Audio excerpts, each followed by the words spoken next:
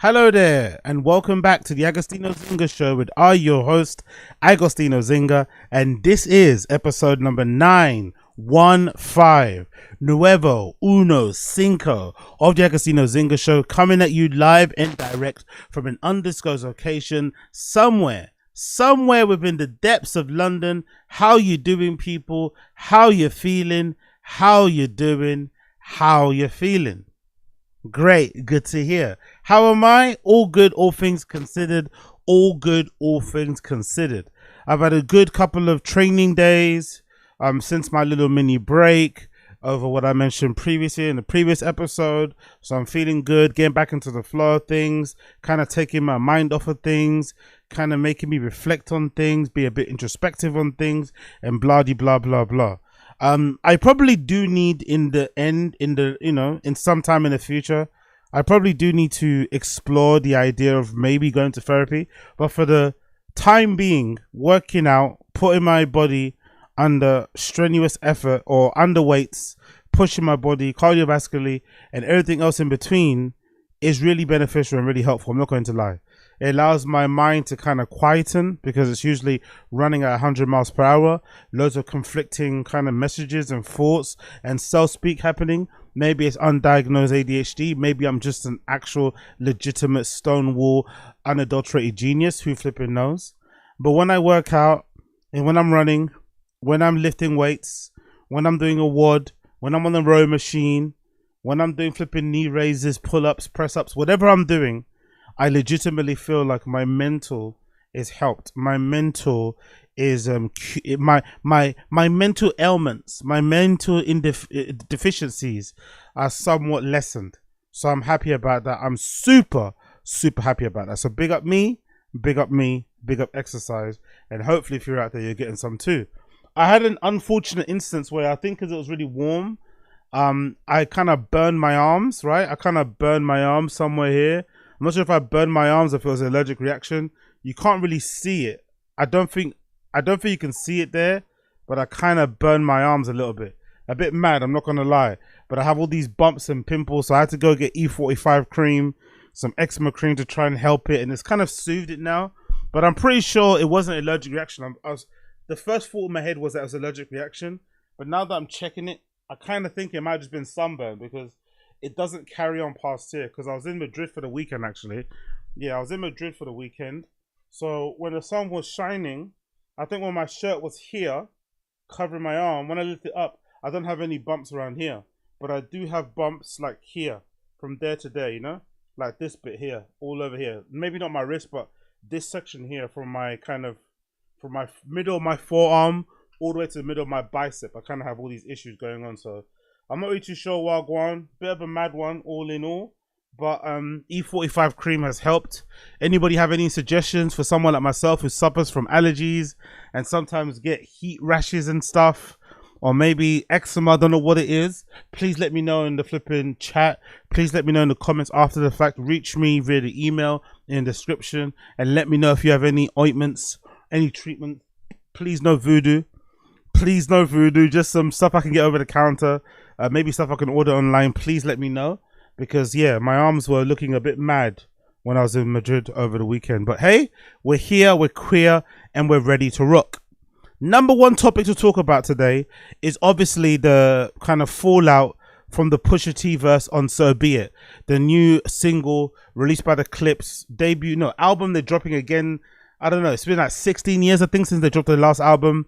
They're back reunited. Malice went on a kind of sabbatical or a bit of a break from music. He kind of became religious, and Clips kind of broke up or stopped making music, and Pusha T pursued his solo career. Great solo career anyway, but a lot of us rap fans love them when they're together. They're an incredibly lethal an effective duo, especially with Pharrell's productions. So it's great to see them back once again. And obviously with the current state of hip-hop being what it is, it's just a refreshing sound to hear. People that have clear annotation, clear diction, people who kind of speak from a particular point of view, guys like Pusha T who have a particular moral compass. It's just a refreshing thing to see. It's not the only thing you want to see. It's not fucking world-shattering, but it's just refreshing to kind of balance out what we currently have. Anyway, Pusha T and that So Be It verse diss Travis Scott, surprisingly. I don't think there's many people out there that diss Travis Scott, to be honest. Travis Scott's only op might be like, I don't know, Tory Lanez or something, right? Or maybe obviously the families of the victims that passed away at the Astro World. But for the most part, people kind of leave Travis Scott alone. So it was kind of interesting to see or to hear somebody go at Travis Scott. But if you're a real music fan, if you're somebody that's been a Travis Scott fan since before Days of Rodeo and shit, or Last Days Rodeo, whatever that fucking album title is called, and you were maybe on the KTT2 forum, Kanye to the 2 forums and shit, and you just were about, you would know that there's been many stories about Travis being a piece of shit person, IRL, unfortunately. Although he has an incredible come-up story in terms of being signed to different labels, having different management deals, publishing deals with this person, that person, looking up to Ye and eventually getting within his orbit, creating his great moments, rage music, live shows, right? I think he really transformed the live show and made that a thing, by the way, for his generation of kids and younger. I'm not gonna lie, he doesn't really get the credit he deserves for that, but those rage shows, those early shows that Travis was doing really kind of set a precedent in terms of how seriously a lot of those younger kids coming up took those shows. Similar a little bit to kind of Tyler the Creator, Odd Future, maybe somewhat, maybe to a lesser extent A$AP Mob, but A$AP Rocky and stuff, but I think Travis doesn't really get enough credit for how he kind of pushed those things forward. That being said, there are, again, a lot of stories, some of them rumors, some of them may be verified from people who have kind of spoken to him, been around him in real life, and have said he comes across like a bit of a dickhead. And he's obviously done some very dubious things to other artists as well who are coming up. I don't really remember them off the top of my head, but I do remember reading some stories of artists that he kind of, you know, might have stolen a track from, might have promised something to, didn't follow through with it. Just loads of scummy stuff, innit? So it's not a total surprise that Pusha T would have these opinions about flipping Travis Scott.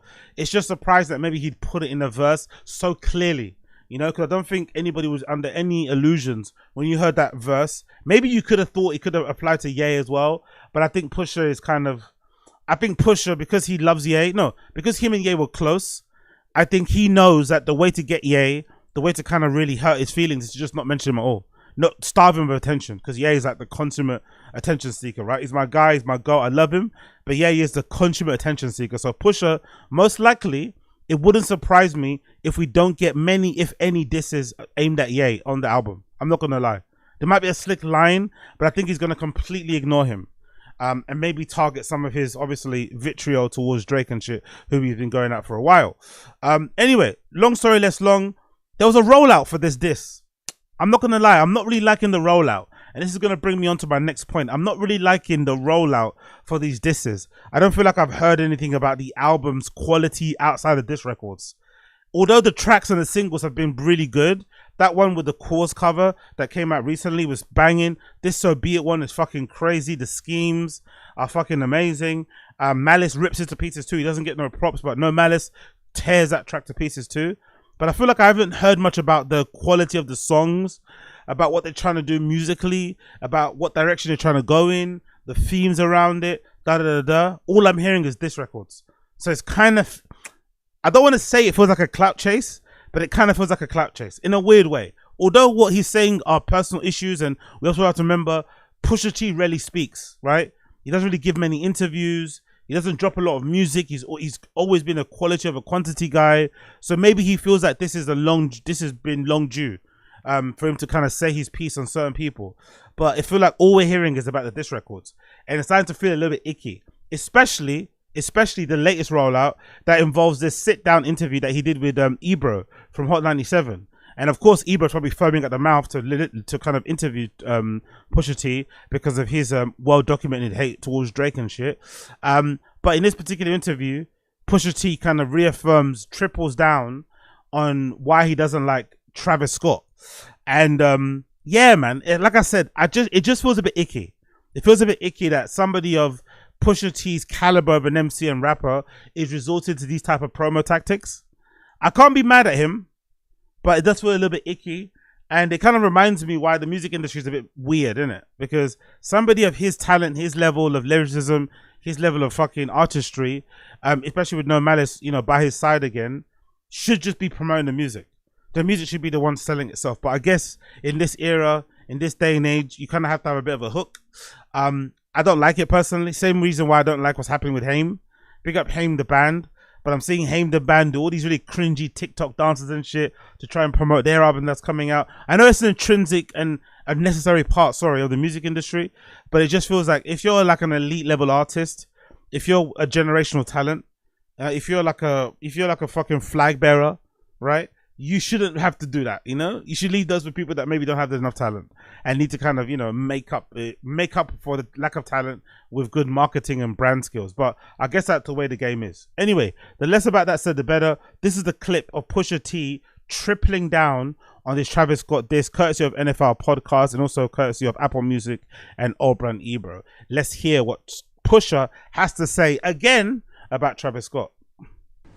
I just thought it was disrespectful. I'm like, man, we don't even want you here, to be honest. Like, we're not here to hobnob with any rappers. And I personally don't like rappers who don't rap. Right. Like, I don't want to hear that. I think Malice laughing makes it even better. I personally don't want to hear from rappers who don't rap. I don't care what you have to say. If you don't rap and you call yourself a rapper, you are void. Which I agree with. I kind of extend that to fucking DJs.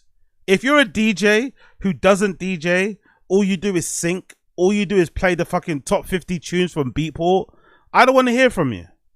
I don't want to hear from you. If you DJ and you have to wear a bra in order to kind of get attention and you can't actually mix, you don't have good fucking song selection, you don't have an ear for beats, you don't know how to fucking blend tunes together, I don't want to hear from you. If you have to get attention by painting your nails and wearing lipstick and shit, I don't want to hear from you. You get me? Like, you have to at least play, if you're going to have those things as little hooks, which I agree with, I love the little fucking under the armpit handbag thing that everyone's doing nowadays, right? All the fucking girlies and shit. That's something I'm on board with. But you gotta bring some talent along with it. You can't just be coming into the game DJing with just all personality, all looks, all image, and zero skills. Because when I go and see you at an event and then I get pissed off and I write a terrible review, or I come on my shitty podcast and start talking negatively about you, I'll start receiving harsh messages, I'll start getting blocks and shit, blah, blah, blah. I don't want to have that. You don't want to have that. So just be good at what you do. Like, I don't want it. So, to come and interrupt the session, to do something backhanded and backbiting, and not for nothing, like, man, I didn't have to put my arm around you before. You know what I'm saying? But honestly, we share that same sentiment. I love how Pusha has this very old school way of looking at men and manhood. You showed weakness to me. You cried in front of me. Like, you know what I mean? I had to put my arm around you. I had to give you a hug. You were that down bad. He shares my exact same sentiments about men crying. Like, I've even seen this video. I'm not going to lie. It kind of disturbed me a little bit. It kind of disappointed me slightly. I've seen this video of Gigs. Big up Gigs. Legendary fucking UK rapper, right? Legendary. UK rap scene. Legendary. SN1, The Landlord, General. Pecknam. You know what it is.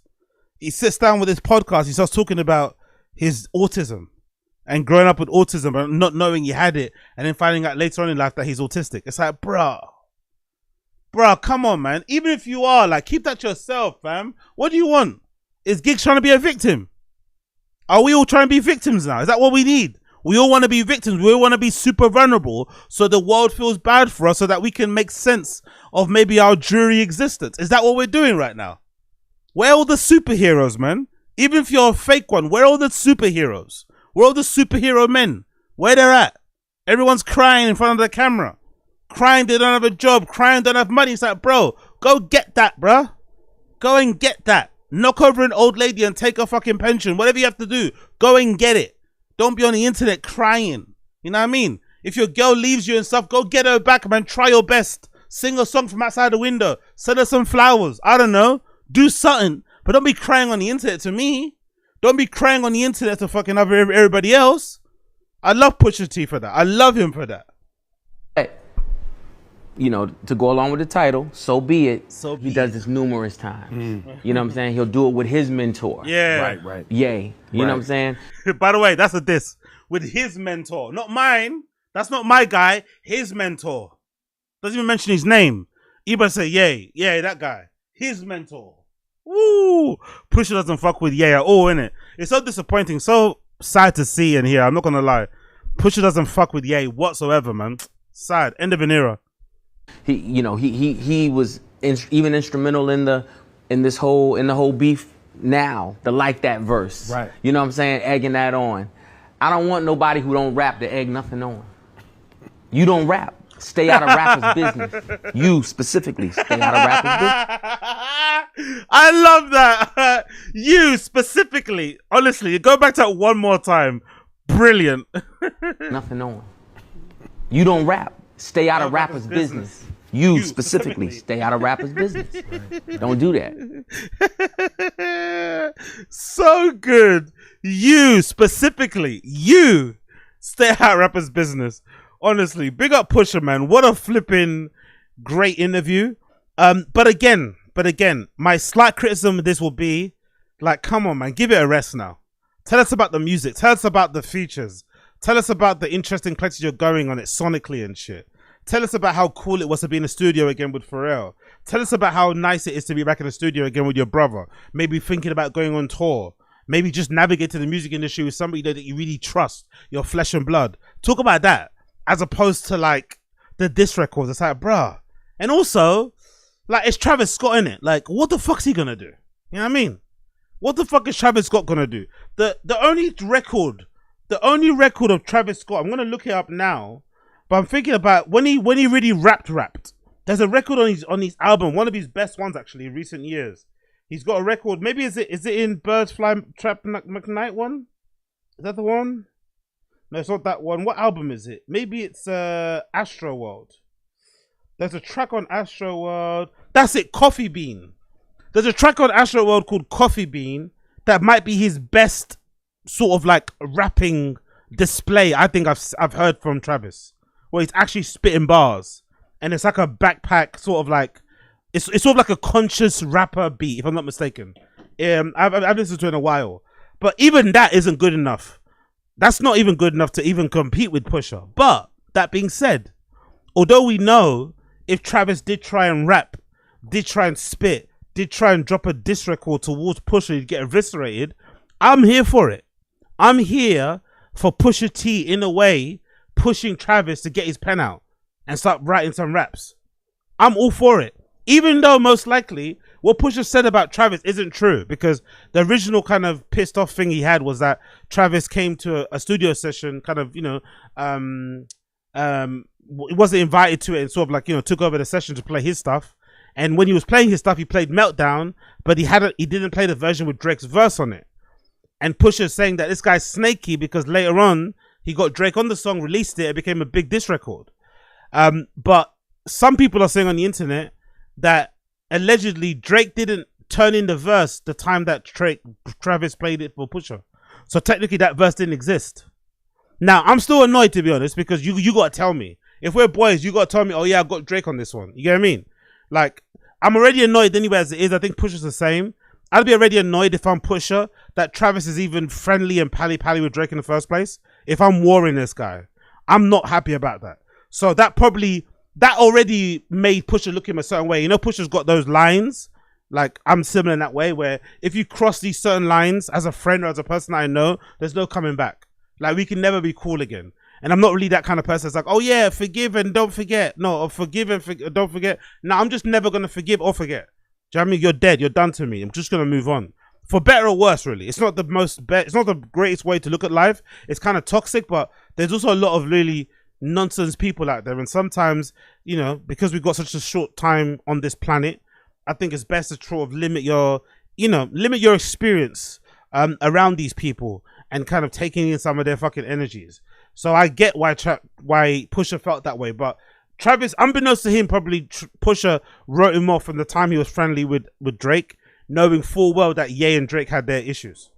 Because at that time, we didn't know that Drake didn't actually fuck him. It was like a rumor. But if that's true, you'd be pissed off at that. We didn't know about anything that was going on, right? All the little games happened behind the scenes that Drake was playing, all the games that Ye was playing with Drake. Like, we didn't really know what was going on. So if you're Travis and you're inside the inner circle and you're still siding with that guy, I'm going to look at you weird. I'm going to look at you weird. In the same way that I kind of looked at it weird. And again, this is a horrible, horrible correlation. But I looked at it weird a little bit when fucking, what's his name? when Joe Budden was still pally-pally with academics. Even at the time, Rory and Moore weren't, and they were kind of warring them. Don't get me wrong, at that particular time, Rory and Moore decided to war with Ack. They kind of jumped out the window themselves. It was also a time when it was kind of trendy to go at Ack because of the whole War and Chirac thing and the fact that he was screaming in his basement and shit. You know, there was a time where people always hated, where they hated Ack more than they hate now. I think so. I'm fair to say, which is weird because now he's got some allegations on his jacket. We've seen him shout out girls. We've seen that girl talk about how he might have flipping R-worded her. You'd think sometimes people would hate him more, but I think people hated Ack more back then. So maybe Rory and Moore kind of jumped the gun in that regard. But still, if I'm Rory and Moore, I'm looking at Joe weird too. Like, why are you friends with this guy that I'm not friends with? So I get that whole thing. It's a bit strange. But then to be fair to Travis as well, this is the music industry, isn't it? Like, if we're not gonna do music with people that we have in common, like if we're gonna apply those type of rules in music industry, then no one's gonna work with anybody, because I'm sure people have their issues.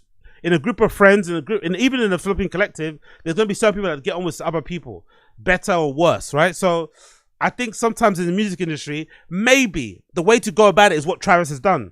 It's kind of put all those personal feelings to one side and just think of the hit, think of the bag, think of the tour, think of the show, think of the music video. You know, have the fucking endorsements commercially in mind. Like, don't care about the feelings, don't care about the morals, the principles, don't care about maybe some of the street rules and shit. Like, just focus on the music. It's a bit fake. It's a little bit fake, un poquito fakeco, but it might be the best way to go about doing things. But still, I'm glad that someone like Pusha T exists. It's refreshing in the music industry full of people who are very, very fake. It's good to hear that someone like Pusha T exists and has a certain moral principle. He has a certain moral compass that he doesn't deviate from. He draws his lines in the sand and he kind of stands on it.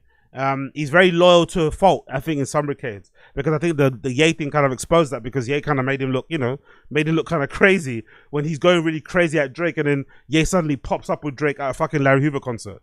If you're pushing, you're probably looking at it like, what one for this, bruv? I'm out here fucking, you know what I mean, putting fucking pen to paper, ripping this Drake guy a new asshole, and here you are at the Larry Hoover concert, like in your boots, jumping up and down. Do you know what I mean? So I get it. If you're Pusha T, I freaking get it. Big up the flipping, big up the stream chat. What are you guys saying here? I like Pusha as a fellow bully. I support it. Big up Young Old Vibes. Case with Moses, Pusha has immaculate skin though. Pause. Must be borrowing Pharrell's Korean skincare routine. Yeah, Pusha T's skin, immaculate. You can see it from the video. You can see it from this close up, immaculate. But I also think he's I don't know. I don't get the vibe that Pusha T is doesn't even have that many gray hairs. He seems like he's a very low stress guy. I don't know if he drinks at that much, if ever. He doesn't really strike me as a smoker. He kind of strikes me as that consummate kind of dude in the hood who sold a bunch of shit but didn't do none of it. Now they don't really exist, I feel like most dealers that I've known in my years, I don't know them anymore, by the way, wink wink, but most dealers that I've known over my years have been the kind of dealer, especially in recent years, who dabble in what they sell. Which is why a lot of people get friendly with dealers, because sometimes if you get friendly with them, you can sometimes get a lot more than what you pay for, because they're so fucked up. They can end up kind of nicing you because they're so fucked up. Or sometimes you call them and they don't pick up because they're on a fucking bender.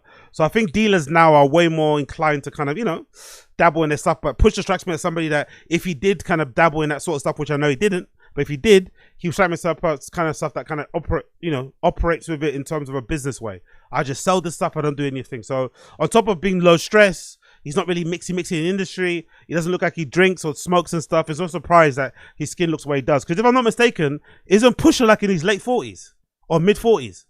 This is a grown up man, and he looks like this. God damn. Pause.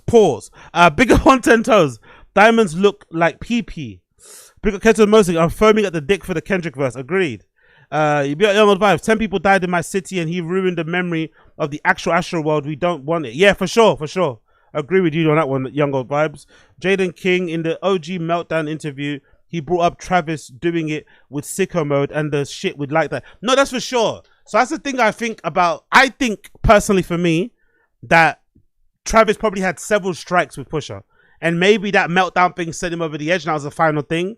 But I think there were loads of things that got on his nerves. Surely the Sickomode shit was the one. Because that was one of the verses that sent Ye into a frenzy.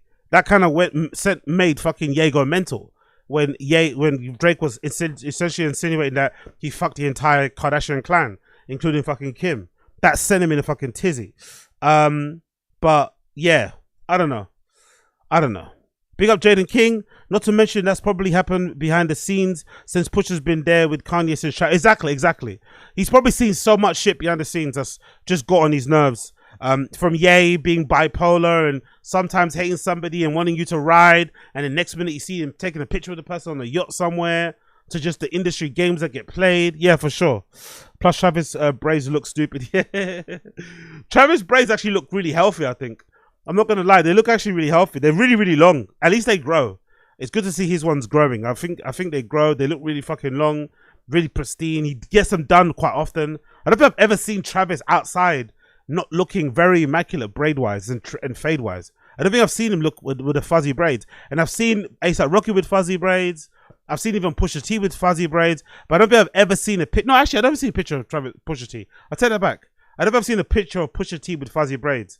But I definitely haven't seen it with Travis. Travis really takes care of himself when it comes to his braids. But anyway, that being said, there's also this clip doing the rounds of Houston legend Bun B offering his opinion on the whole Pusha T dissing Travis and him basically, in a way, throwing his support behind Travis Scott. Let's hear what Bun B has to say, talking to Shannon Sharp on the Nightcap. Part of it. It's an unavoidable part of it. But I don't think he operated in that space. So I think he is willing to just throw caution to the wind and be like, you know what? I don't really fuck with him anyway. And they not lose. They don't. Push is not. You don't see Push at award shows. You don't see him at clubs and parties. Nope. They don't mix like that. They mix with their own. And they're pretty good on the streets as well. So it's whatever. That being said, Travis ain't about to back down. I love that though. I'm not gonna lie. I ain't mad at that. Like I said, I ain't mad at that, bro. I know Travis stands no chance warring lyrically with fucking Pusha T. He stands no chance. No chance. But I'm all for it. If it pushes Travis to fucking get his pen out and put pen to pad. Put pen to pad. To open up that notes app and start typing. If we actually start to hear a more lyrically inclined Travis and not so much of the moaning and the groaning and the straight ups, I'm for it. If we weirdly get an improved version of Travis because Pusha fucking eviscerated him, I'm fucking for it. And I'm also eager to hear what Pusha will say because Pusha's very strategic. He fired a couple of shots, but he didn't really say everything. I'm super excited to hear what he has to say after Travis drops a fucking diss record.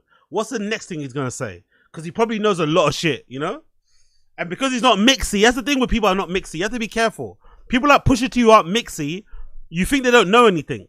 But usually the mixy types know the most. So you'll be surprised at what he knows. Even though he's not mixy and he's not out and about and shit, he probably knows a lot about what Travis gets up to. So it'll be funny to hear him say that. Big up Bun B. Travis ain't about to back down.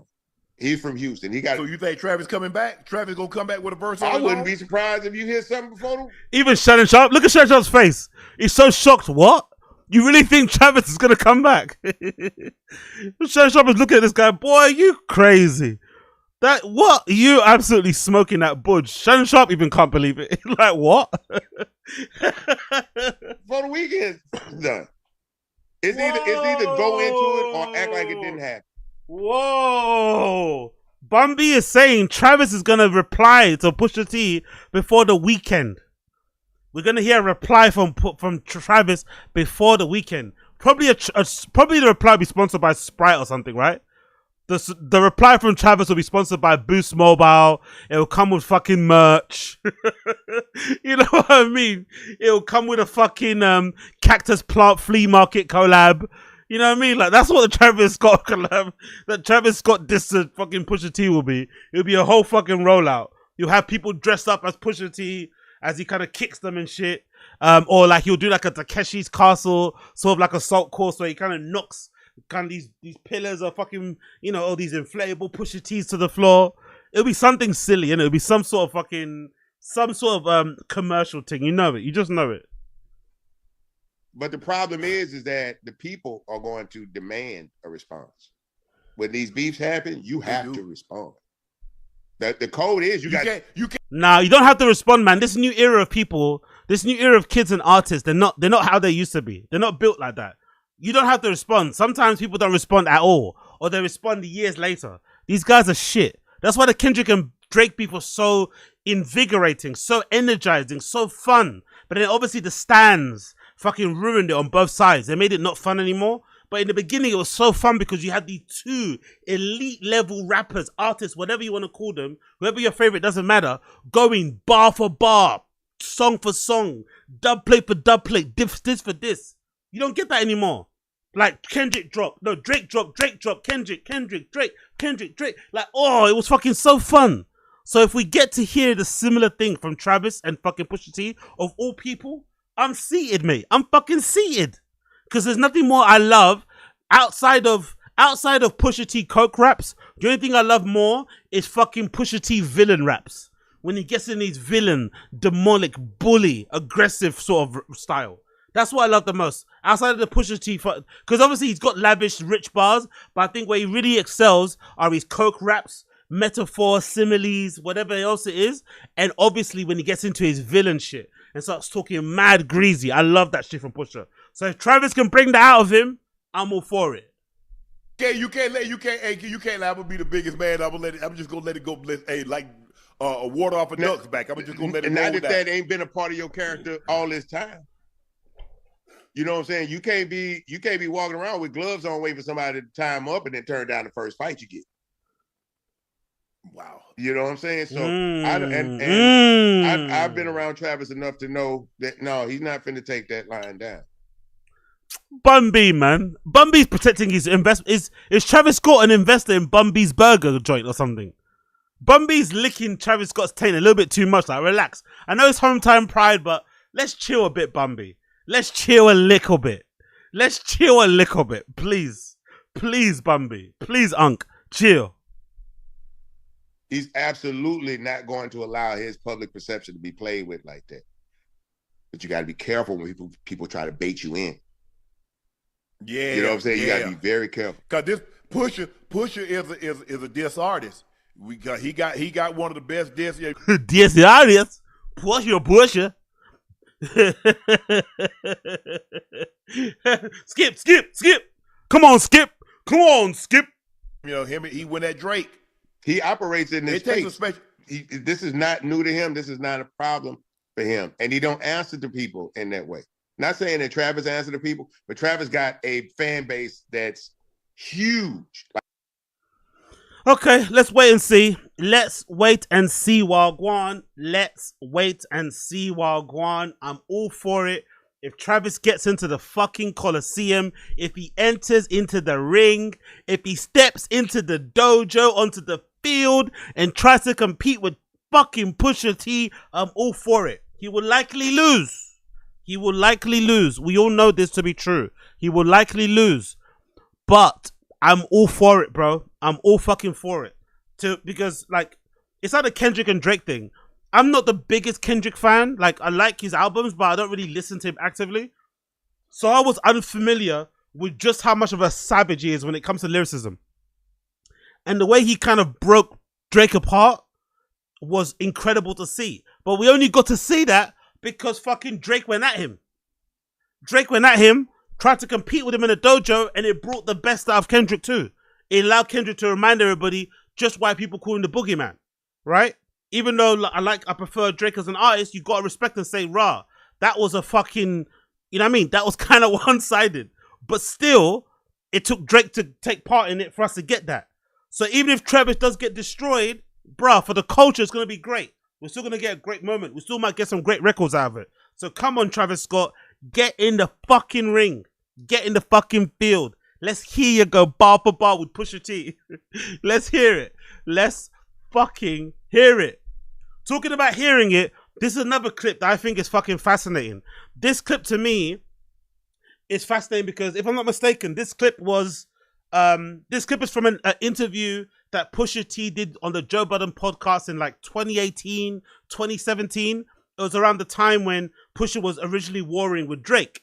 And it's an interesting fucking interview because it's him essentially sharing why he has a problem with Drake and his relationship with Ye at the time, who he was cool with. And if anything, what Pusha T says about how he stands on business when it comes to his friends and if they've got beef with certain people, it's interesting because what he says here can relate directly to Rory and Moore and their issues with Joe. I think the way that Pusha's talking about his situation with Ye early doors in 2018 and the beef that was happening with Drake and how he felt a little bit uncomfortable and weird that Ye was still trying to be cool with Drake and shit and doing this whole like, and now I like you, now I don't like you, now I like you type of thing, right? Could also be applied to Rory and Moore and their issues that they had with Joe, which I don't think they ever vocalized about Joe being friends with academics, even though they weren't, they were warring academics, and academics was like going out intentionally and basically trying to talk bad on Moore. I think if, you know, to be fair as well to the situation, I'm pretty sure academics played a role in Rory's original engagement to the girl before the one he had a kid with broke down. I'm pretty sure that girl that Rory proposed to at the Rock Nation brunch. By the way, Rory, if you ever watched this, bro, that was so fucking cringe and embarrassing. I hope you never do that again. But Rory went to the fucking Rock Nation brunch and proposed to his girlfriend at the time. And I'm pretty sure his beef with academics led academics to breaking up that fucking engagement. Because academics revealed that Rory had a side chick and that side chick was feeding information back to academics and shit. It was it was a mess. But in that whole time, Joe was still cool with academics. And I think maybe he was doing the everyday struggle with him or something, but he was still cool with him. So I would have been a bit annoyed that my friend, Joe, is siding with somebody that he met new. You know what I mean? That would have pissed me off, nowhere doubt. So I'm sure that might have been one of the first initial dominoes that fell that led to Rory and Moore eventually splitting or eventually kind of getting fired or whatever, falling out with Joe in the first place. But everything that Pusha T says about Ye back then could definitely be applied to fucking Travis now. Fascinating interview. I can't be in the studio when Drake's there. I can't. I'm not allowed. When they go to Wyoming, I'm there from the 1st to the 7th. All right, I catch you. I'm gonna catch you. Da da da. Next thing I hear on the 8th, bang. Drake here and he there for da da da. These many days. I don't know this. I'm not allowed. Everybody else can be there. I can't, cause I don't play neutral. I don't do that. You don't get to shoot my homeboys and so on and so forth. It's not happening. Yeah, exactly. Just not what I do. But I feel like Kanye should be taking that same stance. Look at Joe's face. Look at Joe's face throughout the entire thing. Look at Joe's face throughout the entire thing. Look at Joe's face. He knows that speaks to him. He knows that could be aimed and applied to him. Mr. I don't owe my friends loyalty. Yo, the way Joe did Moore and Rory dirty would need to be studied, man. It needs a proper documentary, maybe a Hulu one, because that fallout, man, God almighty, all of us fucking fans that were like parasocial and kind of really loving the pod, we really did think they were friends. We were rooting for them because they were friends. Oh, they're coming up together. It's great to see them fucking going from, you know, in the studio in Parks' house, really crammed on one sofa, to suddenly getting this big studio thing and Joe Budden, the guy that everyone hated and kind of mocked and shit, is now kind of getting a chance to, you know, kind of repair his reputation in some regard. People are getting to see him as a kind of cool dude outside of all the antics and shit. You know, it was kind of a sick thing to kind of root for. And it was genuinely at its peak. Joe Budden podcast might have been one of the best podcasts out. It might still go down, that original cast at least, in the podcast Hall of Fame. It definitely belongs in the Mount Rushmore, I think, of like kind of cultural, whatever commentary, whatever hip-hop-y based podcast. It definitely belongs there. And for whatever reason, I say it plenty of times, but I don't know what it is about us blacks, us Negros. We can never just work through our issues. So they had a bit of an issue regarding Rory and Moore. I think the genesis of it was asking Joe Budden for the accounting so they could have an accurate understanding on how much the pod was making, which I think was just them trying to say they wanted more involvement in the business side of things, because at that time, Joe was leading all that shit and not involving them. So he was doing the deals with Spotify. It seemed like he was the one that was doing some deals with other companies. He got that deal with Patreon, where he was, for at one point, the diversity and equity coordinator person. I don't know, some bullshit title. So he was doing all that shit, right? And I think the guys, Rory and Maul, just wanted more involvement, which is understandable. Because at that time, they were as important to that pod than Joe. But for whatever reason, what we learned from that fallout was that Joe didn't see them as equal partners. He didn't even see them as friends. That's the first thing. Like, ouch, as a fan, you're like, fuck. He didn't even see them as friends, and he didn't even see them as equal partners. So when they asked him for the accounting, he must be looking at them like, well, one for you. Who are you talking to? Accounting? This is my podcast. My name's on it, which is another sign, by the way.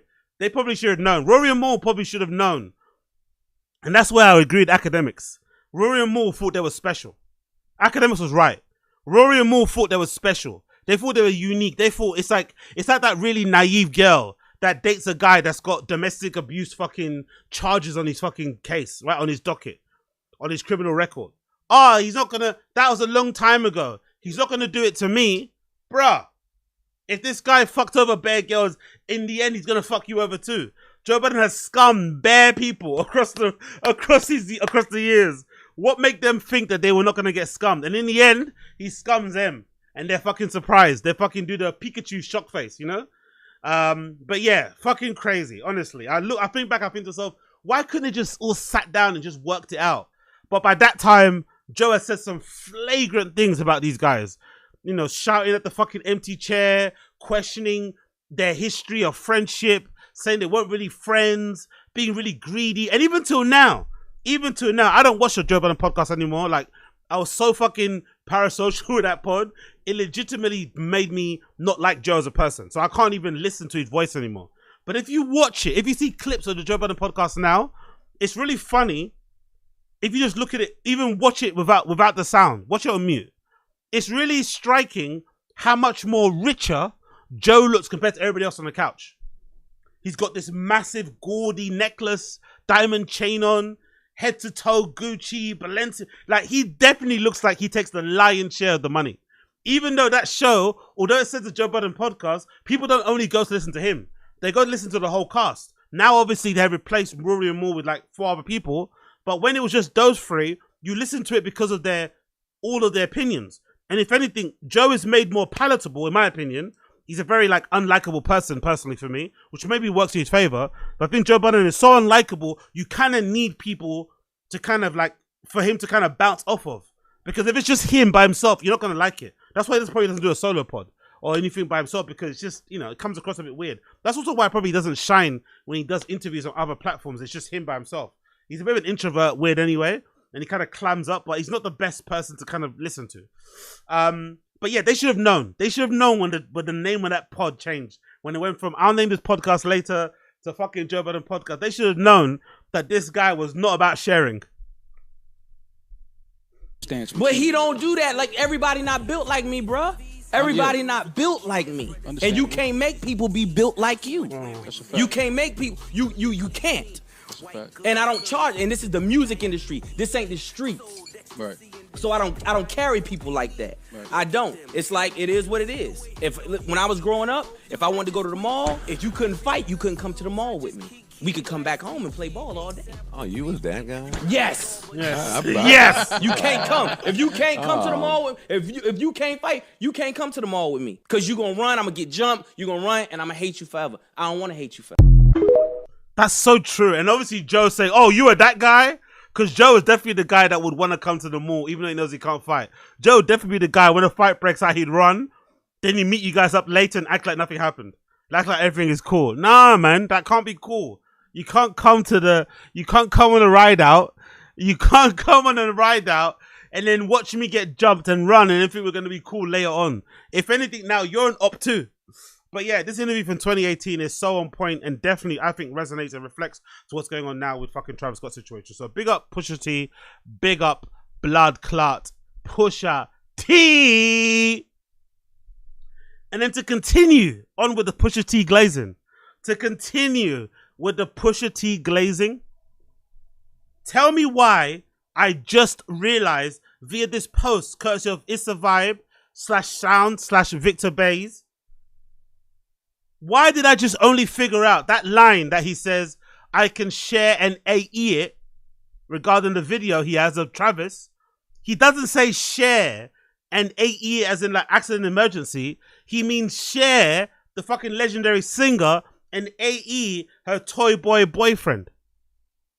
That is actually the bar. It's not Cher and AE it, it's Cher and AE it. Oh my God. I just saw it and I was like, oh, Pusha T lyricism, Pusha T's wordplay, fucking god tier. I didn't even realize at the time. I was just thinking it was like Cher as in S-H-A-R-E, not as in Cher, C-H-E-R. Fucking crazy. What an incredible thing. And then to carry on the analogy, to carry on the wordplay, there's actually a story which I remember from a couple of years ago, right? Where fucking AE and Travis got into a fight, remember? Back in the day, during Cannes. And Pusha posted a picture of AE on his story. But this is a headline from Variety magazine. I think it happened last year. Travis Scott allegedly gets into a physical altercation with Cher's boyfriend, Alexander A.E. Edwards, at a Cannes after party. So that's why he mentioned the name. So who knows? Maybe Pusha not only has video footage of Travis crying on his shoulder or something about something, or moaning about something. Maybe Pusha also has the footage of AE putting the beats on fucking Travis. Maybe that's what he's kind of insinuating or hinting towards. Maybe there's some footage that hasn't come out, which is kind of crazy in this world that we live in. That type of footage hasn't leaked. But maybe there is footage that exists of AE putting hands, feet, and elbows on Travis. That'd be fucking sensational. If true. Honestly, Pusha T is on another level when it comes to lyricism. He's on another level. Big up Pusha T.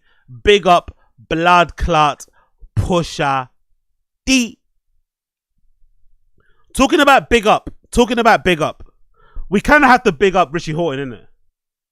We kind of have to big up Richie Hawtin because after all the fucking backlash that he had online regarding his inability or refusal to boycott Sonar Festival and his shitty explanation for it, which I played here, this video down here, I kind of have to rate the explanation, I'm not going to lie, because essentially Richie Hawtin said, I'm not going to boycott it because I've already committed to it, and I'm going to play every other festival that this KKR investment fund that everybody is kind of boycotting, who are involved in Sonar. I'm going to play at every other festival that they are booked me for. I think it's free or something coming up. But after that, I'm going to assess it and see what they're doing and then decide what I might do next year.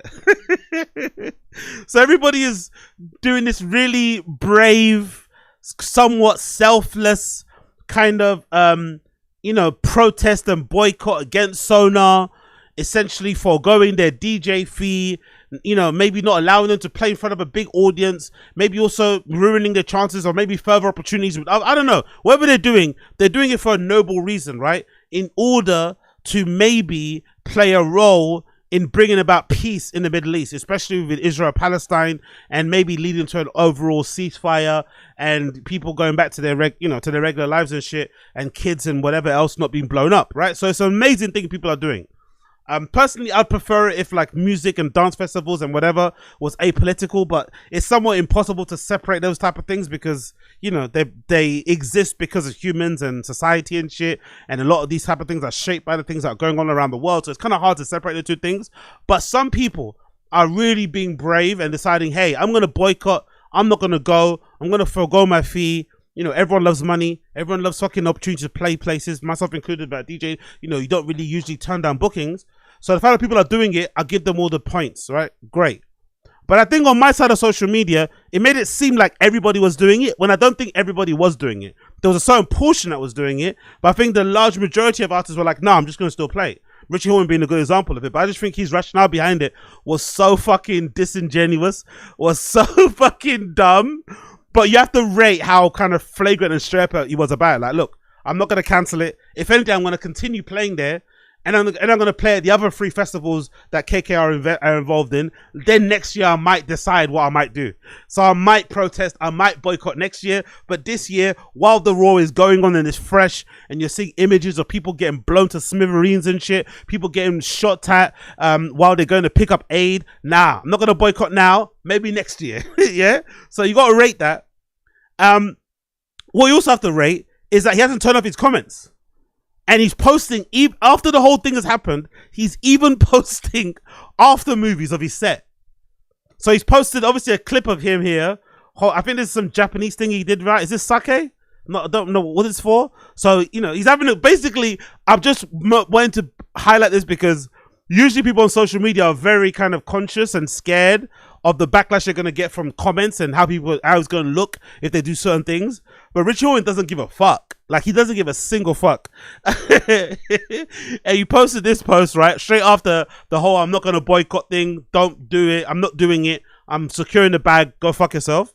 The post he posted after that was this one that says, my yearly trip to Japan for the April edition of Crafts Week was even more incredible this year as I was there with my entire family. I am LKK11111. With side trips to Kyoto, Shinrakari or Shigaraki, and the forests of Ganam, the trip was family adventure. As usual, it's great to see so many of our sake friends, producers, brewers, and other sake lovers at the Craft Sake Week. And importantly, we put the final orders in of our 30 containers of sake for our soon-to-be reopening of Berlin Sake Project. Enter Sake Berlin, enter Sake, Get Ready Berlin, and Lisbon. So he's opening a new spot in Lisbon very soon selling sake. I'm fed up with the whole sake thing, especially coming from Richie Hawtin.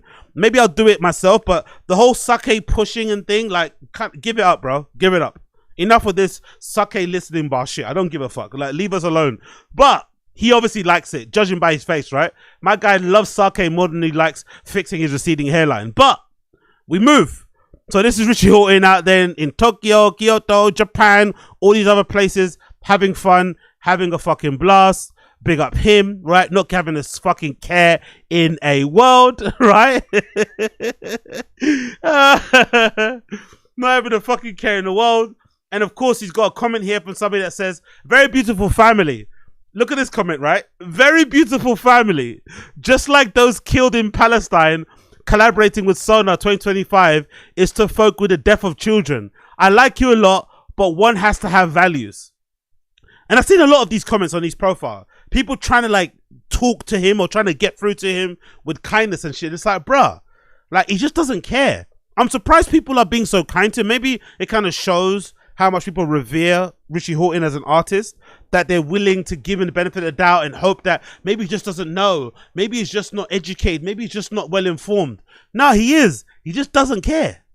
Which is okay too, by the way, in a weird way. I know it sounds crazy. I think you're allowed to not give a fuck and just secure the bag. I just find it funny that he can't do that though. He still has to explain himself. He still feels like he owes people an explanation. He still tries to kind of lie and twist the truth. Like, it's like, bruh, you know you're going to play again next year. He's hoping everyone forgets about it by next year so he can play at Sonar with zero fucking conscience or zero fucking guilt. But yeah, I find that hilarious. But then the other post I find hilarious is this post. He posted an after movie of his time playing at Sonar. This guy truly doesn't give a fuck. So if you're an artist out there who's kind of conscious about how you appear on social and you're worried about saying the right message, I think you've got to look at Richie Hawtin for his ability to just zero in on the bag. Got his fucking blinders on and doesn't give us flying fuck how many paragraphs you live underneath his fucking post, what type of comment you call him, whether or not you call him a fucking whatever baby killer and shit. He doesn't care. He's about securing the bag. He will play anywhere and anywhere as long as there's a DJ fee attached to it. And if you have a problem with it, he's going to tell you, cool, leave a comment, but I'm not going to read it. So you kind of have to rate the flagrancy of it. But this is, I guess, his after movie of his time there at Sonar. The caption says, another year at Sonar after 29 years of support from the team that helped my career grow step by step from 1990s. So basically he's trying to remind us why, or trying to tell us in a roundabout way, this is why he's not going to abandon Sonar.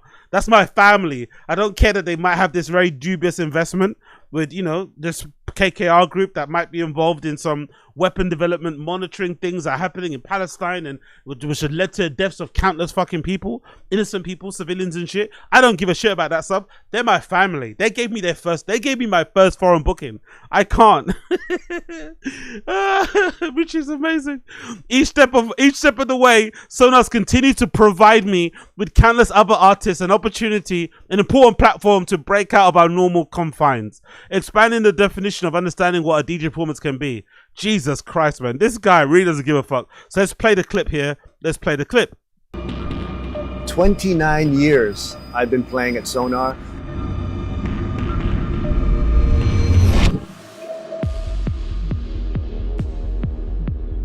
Don't get me wrong. I'm sure this 29 years thing, and it's a weird thing to celebrate too, by the way. Surely you want to celebrate 30 years and not 29. So maybe he is planning to not play next year. Maybe he wants to maybe that's the whole plan. It's a strange number to celebrate, but maybe this has always been in plan anyway. This has always been in planning for a long time. So it's not something that he's kind of stumbled upon recently. But in light of everything that's been going on, in light of all the protests and shit, it just seems a bit crazy and a little bit, I won't say tasteless, but he's not really reading a room, is he? When he's celebrating 29 years in Sonar and kind of thanking them for all the things that they've done. It's like, bro, like, I don't think you understand the current, but I think he does. He just doesn't give a fuck. It's just funny to fucking watch and see. And Sonar has always been a place for me to experiment with how we take our music, our DJ culture from the club to the main stage. And today we're going to experiment once again with brand new lighting called the Tornadoes. Don't get me wrong, the show looks fucking sick. Don't get me wrong. The show looks fucking sick. And if I was invited, would I go? Yes. Hypocrite here. Would I go and watch this? Yes.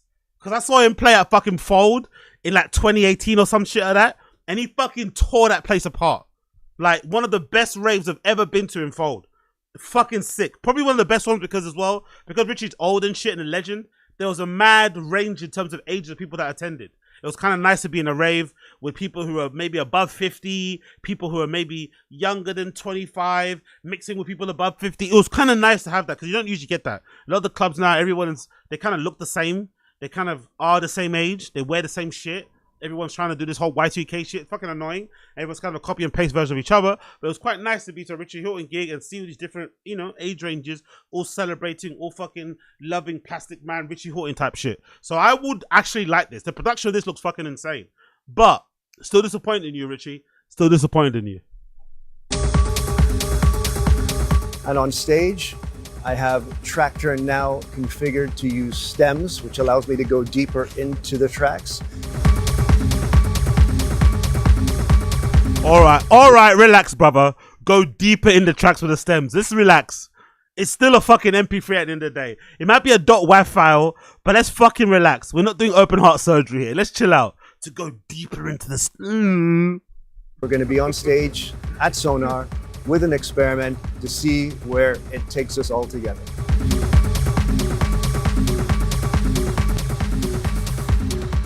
So yeah, pretty sick video. But the comments, the comments are not favorable. The first comment here. Hi, Richie. Is this your answer to all the valuable and polite questions in regard to your previous reel about the disapproval of KKR? Do you have any additional info that the big public isn't aware of? Is your continued support of Sonar meaning there'll be an independent soon again?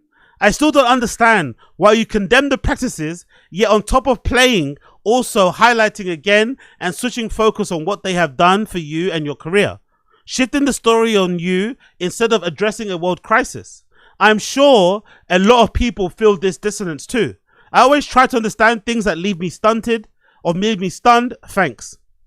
Marie Julie DJ. He doesn't give a fuck. He's a hypocrite. The hypocrisy is strong. He's a bag of contradictions, like we all are. And I'm kind of enjoying this trend. Like I said before, I'm kind of enjoying this trend of there's in recent times, right? Like just the other day, actually, there was a bit of kerfuffle online about Bonnie Blue being banned on OnlyFans because she's trying to do, I think she announced she was going to do this challenge where she was going to try to have some sort of sexual intercourse of like 1,000+ guys. And the idea behind it, if I'm not mistaken, was that she was going to be laid up on a table somewhere in some city center and everyone was going to be able to kind of like finger bang her and stuff. I think that was the whole plan. That was kind of like to kind of get her out, to kind of circumnavigate the whole having to have sex with 1,000 people. It was like, hey, I'm going to let 1,000 guys finger blast me and that's going to maybe set a record, right? That story went viral and I guess OnlyFans heard and like, hey, we can't approve of this, right? This is too crazy. So OnlyFans banned her permanently. And this other OnlyFans creator popped up and was like, yeah, that's the great decision. I think big porn stars popped up who I can't remember the names of. They're like, yeah, that's a big thing. We're so great about this. She's going over the top. This is disgusting. I don't stand for this as a sex worker. I was looking at it thinking, hold on. You guys are in the same industry. Like, you guys do the same thing. She maybe does it on a certain fucking scale, right? A larger scale. Maybe the numbers are increased, but essentially you all do the same thing. How are we living in a world where porn stars and sex workers are calling out each other and grandstanding, right? And posturing and shit. Like, what is this world? But this is the world we live in. This is the world we live in. A drug dealer will be out here fucking campaigning for fucking against global warming. You know, that's where we live it. That's the society we're living in right now. A drug dealer will be out here campaigning against fucking global warming and everyone will be rallying against that person saying, yeah, well fucking done. Continuation as they poison their community, as they poison other people, as they contribute to the fucking, you know, continuance of fucking the drug trade that's killed 1 million people and stuff. No, let's just also talk about, you know, the environment, and that kind of absolves me of what I'm doing. So everybody's full of contradictions. Everyone's full of shit. People just don't accept it or aren't aware of it. But I think Richie is a good example of it, right? Like, I don't like what KKKR does. I don't stand for that. I'm free Palestine, but I'm going to play at this festival that KKR are invested in, even though what they're invested in is leading to the deaths of Palestinians. Right? Like that makes sense, right? Right. No, it doesn't. Another person here says to fucking Richie Hawtin, trying to get through to him desperately. So disappointed. The only year you can have a good behavior and don't play for Sonar and don't support KKR, you didn't make it. And say maybe next year you figure it. But genocide is happening right now. It's a pity for an artist like you. And you know what? That's actually a good point because it kind of reminds me a little bit of the Playgrave situation. Now that so much years have gone by and everyone's kind of forgot about it, but at the time when it happened, the whole Playgrave thing, my main kind of like issue with people that DJ'd it was that it was all the people that you think don't really need to. And again, you know, it's pocket watching. You don't know what their finances are, what their situation is. But it's for some reason, all the biggest DJs were the ones that were participating in the Playgrave shit. They're the ones that were playing in legitimately third world countries because they didn't have more strict rules around, you know, big groups congregating and playing and shit. They took advantage of that and were playing in, you know, parts of India, parts of South America, parts of Southeast Asia, parts of East Asia. That's what they were taking advantage of. But they were all the biggest DJs. But the working DJs, the ones who kind of, every gig is kind of, you know, they live paycheck to paycheck. They're the ones that didn't have any opportunity. They're the ones that were taking the stance of like, no, I'm sitting down, I'm pausing, I'm taking a break. I'm waiting for this shit to get better. I'm waiting for the numbers to go down, hoping for a vaccine, waiting for the world to reopen again. So the DJs that could afford to do it didn't do it. The ones that maybe should have done it because they live paycheck to paycheck couldn't because the big DJs were taking on all the spots. And I was like, fucking hell. Like, these motherfuckers have no moral compass. You know, they have no ability to kind of read the room and kind of, you know, acquiesce. It's all about the fucking bag. All about, even though they get paid millions or thousands and shit, and they could maybe afford to take the break, we're not going to take it. And the same here. Even though probably Richie Hawtin, you know, it's probably not going to hurt him as much as it's going to hurt a fucking, I don't know who I'm going to think of, you know, maybe it's probably not going to hurt Richie Hawtin to boycott his Sonar gig, but it probably will hurt Arca more, right? Arca probably will depend more on that Sonar gig and that Sonar fee than Richie Hawtin will, right? His life ain't going to change exponentially after that fucking invoice gets paid. But Arca's maybe, summer maybe looking a bit dicey now he hasn't got that Sonar check. So it's kind of funny how that fucking happens. But yeah, it's also funny to see all these people that were big Playgroup proponents now being celebrated. You know what I mean? Everyone's kind of forgot about it. Like even people like Sally C and shit, who I'm a big fan of, but you know, Blondish, all these tower people, all these fucking garbage people. But anyway, what can we do? Another person. I remember you finishing your set with a black rain of confetti. Can't remember the year, but the vibe was music was pristine. Thank God I don't have any pictures. Another person, looks insane. I wish there was an experience of it. Thanks for your support. Okay, that's it basically. Not many other criticisms, it looks like. Is that it? Normal criticisms of Richie Hawtin, it looks like here. It's amazing how you keep reaching new ways to step beyond the music. Your set was incredible. You took us far. This year I didn't go to Sonar because of the moral issues, but I liked you analyze the situation and the way you explained your dilemma. I respect that and even gave me a perspective. You said something like, I take a deeper thinking in which festivals I participate. How are you going to respect somebody for taking a deep, for thinking deep? What? Exactly, big on this person. But genocide is now, not next year. But yeah, Richie Hawtin doesn't give a fuck, man. You kind of have to respect the not giving a fuck shit. I'm not going to lie. You kind of have to respect it because the pressure he must be feeling, the comments he must be getting, his DMs must be on fire, but he just stays the course, keeps securing the bag, and then, you know, just kind of deals with the consequences as they come. So I guess in some respects, you kind of have to respect the flagrancy of it. You kind of have to respect the overall unmitigating, unapologetic flagrancy of it.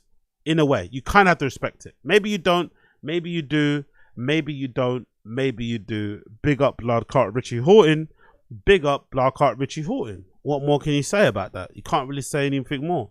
You kind of have to respect his ability to just kind of keep his eye on the prize and decide, you know, that securing the bag is way more important than anything else. You kind of have to respect it. You kind of have to respect it. He's out here promoting. Anyways, moving on. So, I've been thinking a lot lately about my addiction to my phone, about my addiction to social media. Like a lot of you guys out there probably spend a lot more, too much time on your phone. In recent months, because of this whole marathon thing, so big up my fucking Random Show little project thing going on at the moment. If you're not subscribed to the Random Show, make sure you check that out. You can find a link to the Random Show channel, which is my, you know, kind of more comedy based entertainment news kind of, you know, live stream show that I do on YouTube. You can find it at Random Show AZ, I think, all one word on YouTube, or you can find it if you go to my Tazs channel. You should see my link channel to the top there. Click it, subscribe, all that good shit. Since I've been doing that, and I've been trying to do a marathon stream where I do for fucking 31 days straight to try and get my memberships up on the Tazs channel. It's also kind of giving me perspective on how much I do to my phone because, you know, I don't really have a lot of time to be on my phone because I'm kind of thinking of ideas for the show, topics I want to kind of talk about and shit. And it's kind of giving a bit of pause. And obviously doing the show consistently for so many days in a row, you kind of not on your phone as much. And you kind of realize how much work you get done when you focus on the work and you're not on your phone. And I've also realized in recent months, I've tried reading again, because I was part of my New Year's Eve kind of on my New Year's resolution to read more books and shit. As I did previously, I used to get through kind of 5 books a month. Now I'm finding it incredibly hard to read. This was me, again, pre-COVID, or maybe even a couple of years ago, I was getting through 5 books, sometimes a minimum of 4 books a month, reading them cover to cover, making notes, understanding it, like not just reading it for the reading sake, like really absorbing the information that I was fucking reading, or the stories I was reading, whatever it may be. But now, because I spent so much time on my phone in those times I kind of got lazy and sort of let things go by the by, I've realized it's a lot harder now to focus and read. But in recent months, where I've been focusing on streaming every single day and not being on my phone as much, I've also noticed that I'm kind of slowly but surely getting back to that place where I'm starting to read a lot more and be a lot more attentive to my things. But I was thinking in general, maybe my life would be improved tremendously, exponentially if I didn't have a smartphone. And I was actually thinking the other day, because everyone's doing this thing now where all the kids are using digital cameras, which I love, by the way, because I think they're mostly doing it for an aesthetic thing, because the pictures you get from a digital camera, especially ones from like the 2000s, maybe ones a maximum of like 12 megapixels, you get these really nice flash pictures that you kind of know from, like, you know, Cobra Snake type of era, Bloghouse era type of things, and they make for a really good picture, especially if you're into that whole Y2K aesthetic. But one of the great things about having a digital camera, similar to myself when I have my film camera, is that it's an actual camera. So you don't have to use your phone. So you don't have to always kind of, whatever. And when I go to raves, I also go to raves where predominantly the promoters or the clubs cover your phone camera lens. And I find that when you're in a club with a phone without a camera lens on, you usually don't use it as much. I'm not gonna... Wow, sorry about that. Anyone that's been to Berghain will know and attest to it. Like, one of the things that you notice when you go to Berghain, I think it's something that people probably don't put a lot of credence on, but I think it contributes to your experience and why it's such a great club. Because they make such an effort to cover your phone, and because it's such a protracted effort to try and get in, and the whole queuing thing and looking a certain way, when you finally get in, the last thing that you want to do is being on your phone. You want to actually enjoy and live in the moment. You want to fucking absorb every type of experience, right? You want to be as present as you can. You don't want to be on your phone. There are some people that do, but for the majority, I think most people are just there to kind of experience that experience of being on the dance floor at this fucking world famous club. So I think it does something to you. So I think if I was to get hold of a phone that didn't have a camera, or didn't have a great camera, or had a separate camera to take my pictures, and had a phone that had essentially like a basic music player, and maybe a calendar or something, that would be what you would need. You wouldn't need anything else. And I think this phone, courtesy of Lightphone, there's Lightphone 2, sorry, Lightphone 3, might be something that I might be considering in the future, because I'm already thinking, just the other day, I was thinking the other day, maybe I should go on eBay, maybe I should go on fucking Vinted and see if somebody's selling like an old iPod. Because I was legitimately thinking I might want to start using an iPod again, because there's people that sell adapters, Bluetooth adapters for iPods and shit, so you connect Bluetooth headphones to. It's not the best connection, don't get me wrong. Maybe still use wired headphones, but I've seen people use that, and that might be also good because it allows you to take a break from your fucking phone. And you, if I'm being honest, I think I was listening to music way more deeply and intently than I am now. Now you listen to music passively because you're browsing your feed, you're answering DMs, you're on your fucking messaging apps, WhatsApp, iMessage. So I might actually look into this because this looks like a fucking great idea. Big up the Strategist. The Lightphone 3 solved all of my screen time problems. This is an article courtesy of the Strategist. I've tried everything short of hypnosis to spend less time on my phone.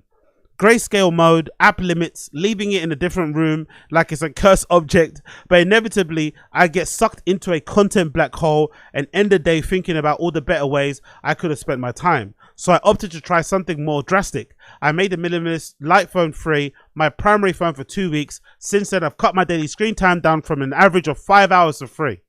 Now, I've personally not been the type of person that's on the whole, oh, put your phone in another room. I believe you need to kind of build up some level of like willpower or discipline. So when it's me and I'm trying to not use my phone as much and focus on working, I just won't touch my phone. I just won't use my phone. I just have it on the table, or no, won't use like certain apps. Like I'm not going to go on social media. I won't open my messaging apps and sit. I don't have my notifications turned on anyway, so I'm not instantly kind of going to it. But I usually just like resist going on the feed, resist opening apps, resist opening fucking DMs and shit. It's quite simple. But obviously it requires a lot of training and willpower. I think that's a far better way than putting your phone in another room. I think that's a bit of a wasting. It's almost similar to the whole blocking thing. I'd never blocked anyone because like it's not that deep. I don't want to talk to you. I just want to talk to you. I just won't type in your profile. I'm not going to check you. I mean, you just don't exist in my brain. But I'm not going to go for the route of like, it's just like, that feels like you're way too invested or you still care going to the way of blocking. Maybe it's a bit different for women because they get harassed and bothered by dudes or whatever.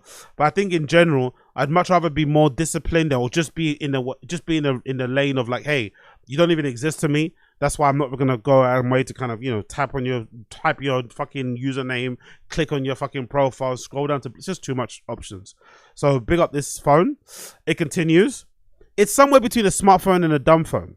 The Lightphone's design is jarring at first. It's shorter and thicker than an iPhone with a matte e-reader-like display. It's a type of OLED, so it's actually more responsive than e-ink.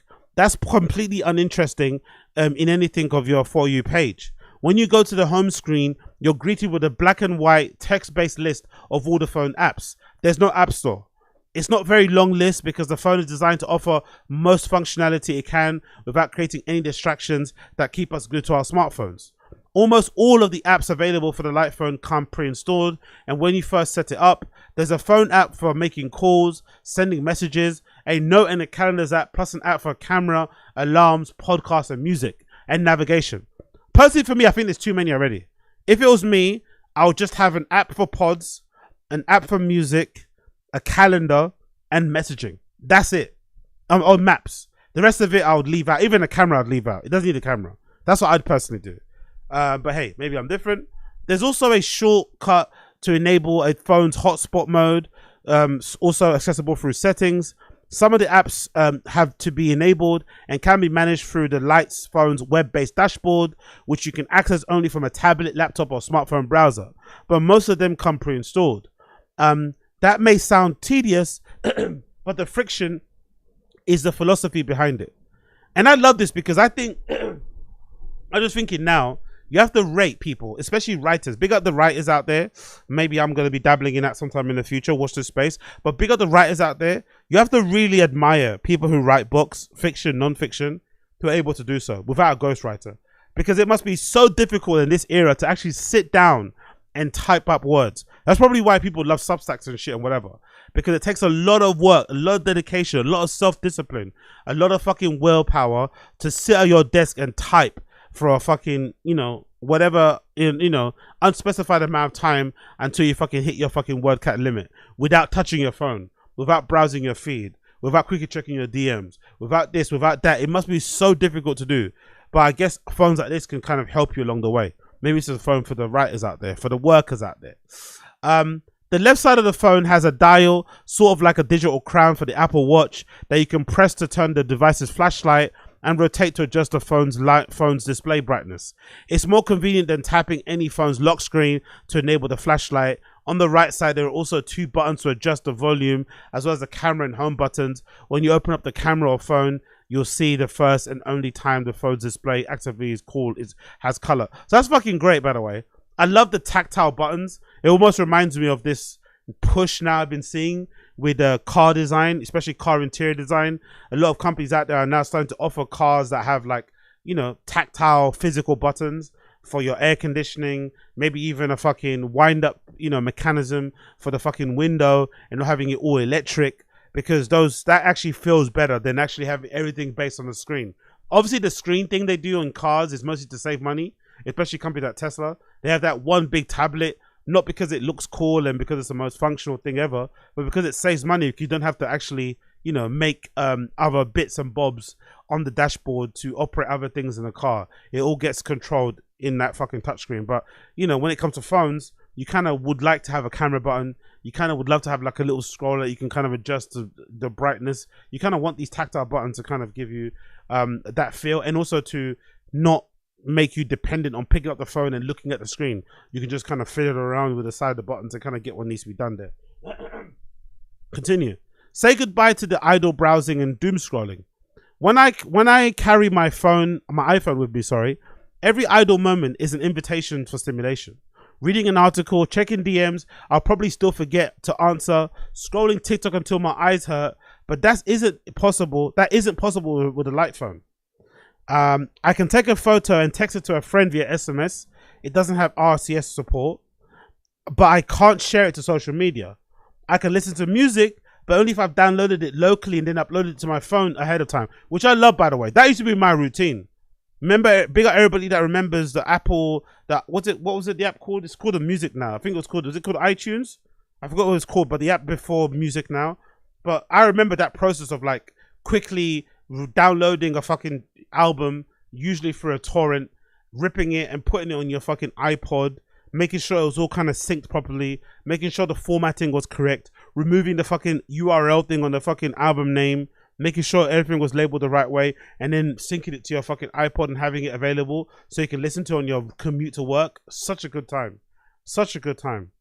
Additionally, I can subscribe to podcasts only from the Light phone's web dashboard on my computer. Again, which I love. As I carry the Light phone in place of any iPhone, I often felt the urge to reach for my phone and give my mind something to latch onto. only to face a wall of text links on the phone's limited apps. The light phone had no interesting in saving me from my boredom. That was sort of the point. Talking about boredom, I've something that I kind of would like to share with people. If you're somebody like myself who likes to go out a lot and likes to go, especially solo raving and stuff, and you find it difficult to make friends, one of the key hacks you can do if you like to go out by yourself a lot is to resist the urge to be on your phone when you're outside by yourself.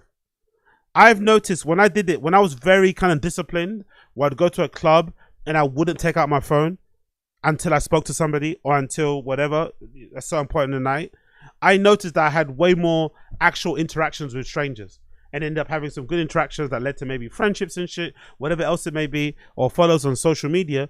But I think you're gonna be way more open to people to have a conversation if they can see that you're open and you're not having your head down. The head down thing, having a phone in you creates a bit of a barrier.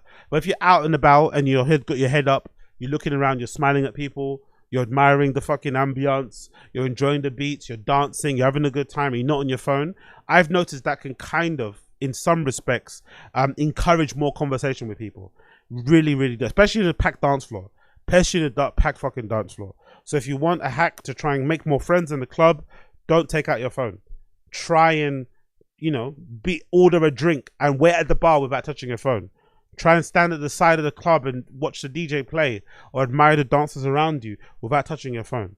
Try and go to the toilet, before you do a bump, and don't take out your phone in the toilet queue. All those things can really help you have good, random, spontaneous interactions with people. I think so. It continues. For instance, my iPhone is my go-to camera, and I often end up posting snapshots of my day on my Instagram story. I can't do that on the light phone, so instead I've taken to sending photos to my sister or close friend when I feel like sharing a nice moment. The image quality isn't nearly as good as you'd get on an iPhone or a Galaxy or a Pixel device. It looks more like an old Polaroid, imperfect, nostalgic, and more private. I like that. But I also have enjoyed the process because technically, a lot of times when I go out or when I go abroad especially, I don't like to live post that I'm somewhere. Mostly for an op spec safety sort of issue, just to make sure nobody's kind of aware of where I am at any given time. So they can't kind of, whatever, rob me and shit. But it's also kind of just to enjoy your experience and not kind of have it live through social, just to kind of enjoy it in the moment as you're actually there. But I do enjoy sharing the pictures after. I'm not against that. So I think that's why digital cameras, or I've got 35mm cameras, right? Like actual point and shoots, right? Like the ones I have over here. Where are you? There you go, yeah. Like actual point and shoot cameras, like the one I have here. Like this Olympus AF10XB. Really fucking good camera. I bought some film for it actually the other day when I was in Madrid actually. So big up this fucking camera. Actually having an actual point and shoot camera, like a digital camera or like a 35mm camera, whatever, is really important. Because you can take some great pictures with these. The quality is really cool. Even if you can't take great pictures, it kind of makes great shit pictures look good. Especially nowadays where everyone's kind of into the nostalgic fucking, pre-digital fucking pictures and shit. And then you can share them after the fact. And then you can kind of relive those moments again, I really think this is the best way to go about doing things, personally. But hey, what do I know? I recently moved to a new city, and I still can't get around without some navigational help. I typically rely on my Apple Maps, but since neither that nor Google Maps is available on the light phone, I've been relying on the company's own maps app. It works. You can get driving, walking, and transit directions, but it's extremely limited. It has a turn-by-turn directions and voice navigation, but no cycling directions, and it doesn't have the same real-time traffic updates of Apple, Google Maps, or Waze. I used it both in my car when walking to a bar to meet up with a friend. In both cases, I managed to get my destination and estimate time without any trouble. If you want to find a restaurant, bar, or coffee shop to check out, you can't do so in the Maps app. Instead, you have to go to a light phone separate directory app. It's a fine app, but I wish it were directly within the apps for a tidier experience. So I guess that's why maybe you should probably get an iPhone, right? Or one of those iPod. I don't know if they still sell them, but I remember Apple used to sell it was like their updated version of an iPod, which is essentially just an iPhone without the phone feature. So maybe that's a good way to kind of get around it. Maybe there's also something to be said for finding out the places that you want to go to ahead of time, right? Making a list of them, printing them out on some paper or some shit, and then trying to find them when you get there via the app they already have, the maps. That's kind of part of the fun. I kind of like using my map and maybe getting lost when you're away somewhere. The only thing I don't like is when people go out their way to try and figure out the city they're in and not use the apps, and you end up getting lost and you end up going to weird places that you shouldn't be in, and you know what I mean? It's just annoying. If you can use the apps and get where you need to get them. But I also don't mind maybe using, pre-planning your trip and figuring out, okay, cool, here's the 5 restaurants I want to go to. In most metropolitan cities, the restaurants, the galleries, the whatever else you want to go to, they're usually in the areas where other cool shit is. So if you go to the gallery, by happenstance, by coincidence, you probably walk by or bump into a cool place to eat, a cool place to shop, bloody blah, blah, blah. So maybe you don't actually need to have like precise directions or real-time, kind of access to information of places to go. Maybe having that list and then picking 1 or 2 places, because that's what happens anyway. Holidays, you have this fucking mammoth Bible-sized list of these places you want to visit when you go on vacation, and you end up going to 2 or 3, if not only 1. So maybe having all that endless options in your hand isn't really worth it in the first place. So maybe they're onto something here. There have been things I've missed though. I can't access my Spotify playlist. There's no to-do list on the app, and I don't want to be fair, you don't need a to-do list. You can do that on paper. And I don't have any way to check the news or listen to my audiobooks from Libro FM without doing my funky DRM removal on another device. I also can't use my kickboxing gym app to sign up for classes, send voice notes to friends, or do a quick web query to settle a debate at the bar. Mostly that's a good thing. I can check the news when I'm at my desk. I switched to paper-based task systems, and I'm accepting that not every debate needs to be settled on the spot. Exactly. I personally detest the person who's so quick to pull out their phone to prove that what they said was right or what you said was wrong. Like, sometimes the fun in hanging out with people IRL is that most people chat shit. That's legitimately fun. Most people chat shit. So it's kind of fun to sit there and just experience this person chatting shit and you actually contributing to the chatting of shit too, instead of somebody pulling out a phone. Yo, big up. Phones this way their own uses sometimes. My algorithm gets so burnt it makes me put it down for a few hours and come back hoping something interesting came up. I don't know why my notification on Tazz is set this way. I don't know why my notification on Tazz is set to Spanish. But regardless, I appreciate you. Whoever you are, thank you for that. I need to try and figure out what the fuck that message was even anyway. It doesn't come up. I don't see it on my fucking I don't see your message on my dashboard for some reason. I don't know why. Maybe I direct you to the wrong place, but for some reason I can't even see it on my dashboard. But big up the person that sent that. I appreciate you. You're a fucking legend. I fucking appreciate you. Oh, was it you, Tentos? Was it you, Tentos? Big up Tentos if that was you. I appreciate you. Unfortunately, I don't know what it was, what it said, but appreciate the dono, my friend. Appreciate the dono. Let's continue. It does have some limitations, but those are the points. I found those setbacks to be beneficial, but eventually I hit a brick wall. What's it? I hit a brick wall in my pursuit of ditching my smartphone. I review a lot of gadgets, and many of them require me to use an accompanying app to test out all of their features. While doing fresh round of testing for our robot vacuum guide, I had to run back to upstairs and grab my iPhone to set up each robot, so as there's no way to do so with the light phone. I got to do this by keeping my iPhone in airplane mode. Most people aren't testing robot vacuums for a living, but chances are you'll have a few apps that keep your life stitched together. Maybe it's your work schedule or your company uses a proprietary app like a Google Calendar. Maybe it's your kid's school portal. The light phone won't let you access those things. If it's necessary, you'll need to keep the laptop or tablet nearby. Hotspots features keep your phone connected to a short period of time if you can't get past limitations. By the way, I think limitations are good. I think maybe most of us, some of us, all of us, maybe need more separation. Maybe most of us should actually have separation and maybe have, especially when it comes to work. Like, I don't agree with places in workplaces that require you to download Teams or Slack on your phone. Yes, it can be handy if you're ill and you need to quickly text somebody at work. You don't have their number and you can post an update on your fucking work Slack channel and shit. But I personally think if you are ill and something like that's happened, you're far better off taking your laptop to a coffee shop, connecting it to your fucking phone, and then posting on the fucking Slack. I don't agree with downloading apps that you use for work on your personal mobile phone. If they give you a phone at work, that's a completely different thing. If they give you a phone for you to use your team's shit with, fair. But I think in general, you shouldn't be required to do so. I think it's really unfair that they do require people to do that so in the first place. So I don't like that. Me personally, I do not fucking like that. So I actually don't mind that this phone has those limitations. But it does truly work at $700. God damn, it's not cheap, is it? At $700, this phone isn't an impulsive buy. It's a commitment, a lifestyle. It takes a bit of pre-planning to figure out what you're going to listen to on your next outing, and you won't have access to any work-related apps you might need, like Slack or Google Docs, to give your smartphone conveniences. I replaced mine with a notebook, a camera, and an e-reader. The light phone becomes a powerful tool in regaining your time and attention. I don't pick up my light phone as often as I used to pick up my iPhone, but when I do, it's with intention. Exactly.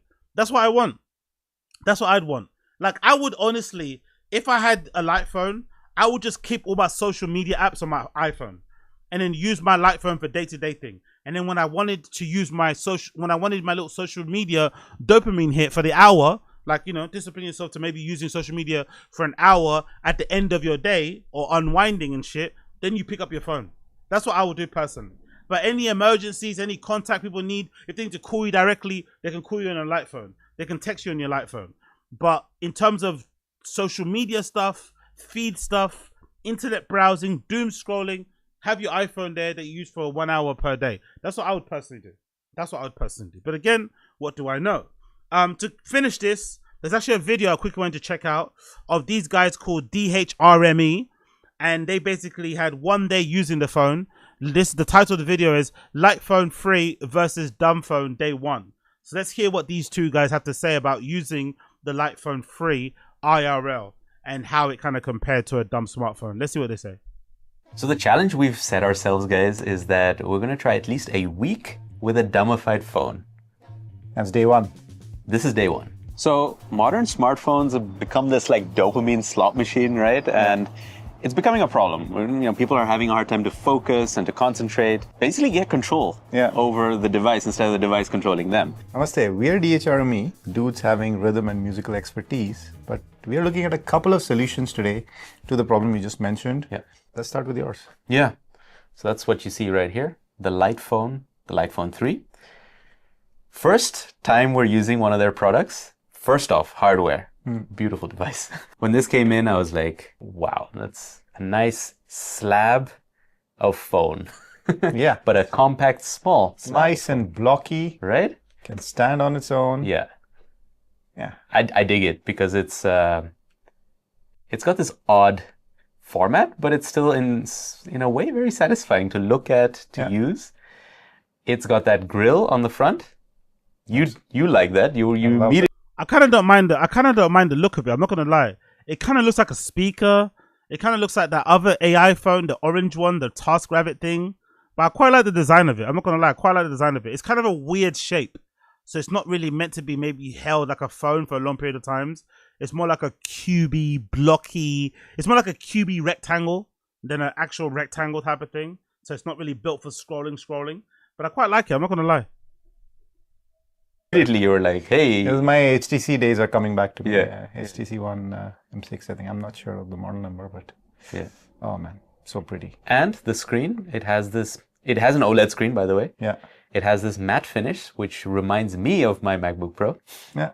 It has that anti-glare screen, so very cool.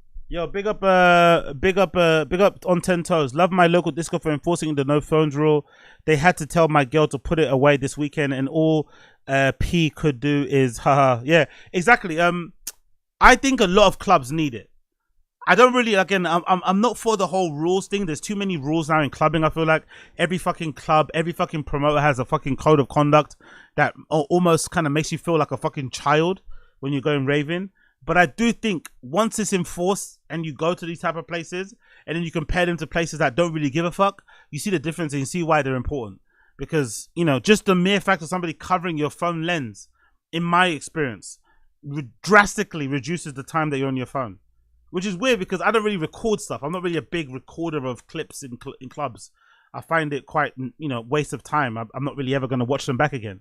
I do enjoy watching other people's, but I don't really do it myself. So I do find that weird that I sometimes will automatically not grab my phone just because the camera's not there. But it does improve stuff. I think a lot of people kind of have noticed it. So big up on 10 Toes. Big up Josie too. Sounds like you need an iPod with the messaging. Does that exist? Yeah, I think it does. I think that's what I mentioned. I think Apple used to, I don't know if they do sell them anymore, but they did, as like a evolution of the iPod.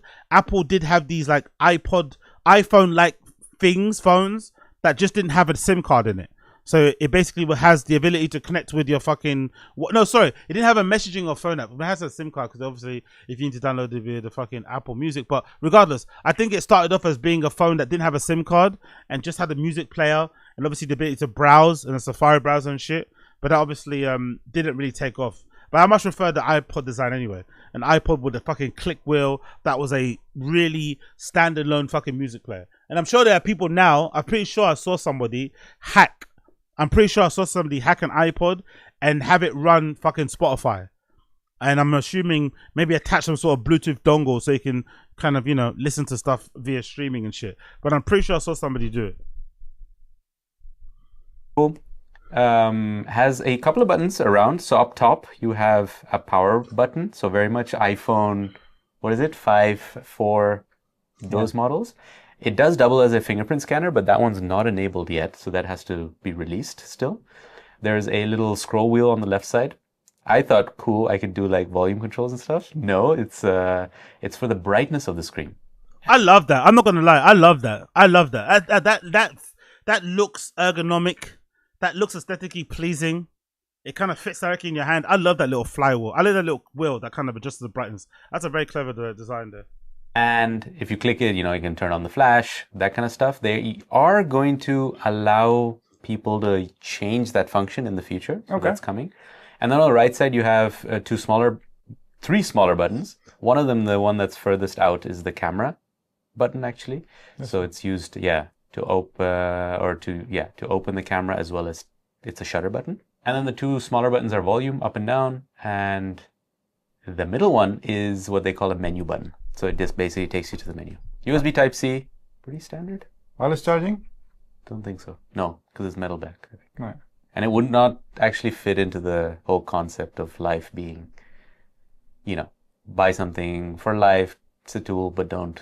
Okay. Yeah. Okay. It's also got a replaceable battery, actually, at the back. All right, with the nice industrial screw design. Right. That's the hardware a little bit. In terms of how you use it and you set it up, it's interesting. So you actually need a laptop or a computer because you need to go to their dashboard. And then over there, you can add different apps. But none of these apps are like, you know, there's no Play Store. It's just a set of apps. You can choose to show some of them or you can choose to remove some of them. I just put everything there and try it out. And that's how you do everything. You configure stuff from there. So podcasts, for example, there's no app where you can just search for podcasts and add them from the phone. You have to do that from the dashboard and then it gets synced over. Again, I think that's better too because I've got a bunch of podcasts I'm subscribed to that I don't even listen to, but I don't know how to unsubscribe myself or can't bother to do it. So I do prefer that you have to manually add the podcast you want to subscribe to on the desktop browser, then it syncs over to your phone because then you're only able to podcast you actually listen to, which is usually a very small portion to the ones I'm subscribed to overall. That sort of thing. Okay. Yeah. What do you get in the box? You get the phone, you get a SIM card removal tool, and a braided USB Type-C to Type-C cable. Keeping it basic. Keeping it basic. Oh, and a nice metal case where the phone sits in. Yeah. Oh. Yeah. Very camping vibe. And what's the price of this in Europe, actually?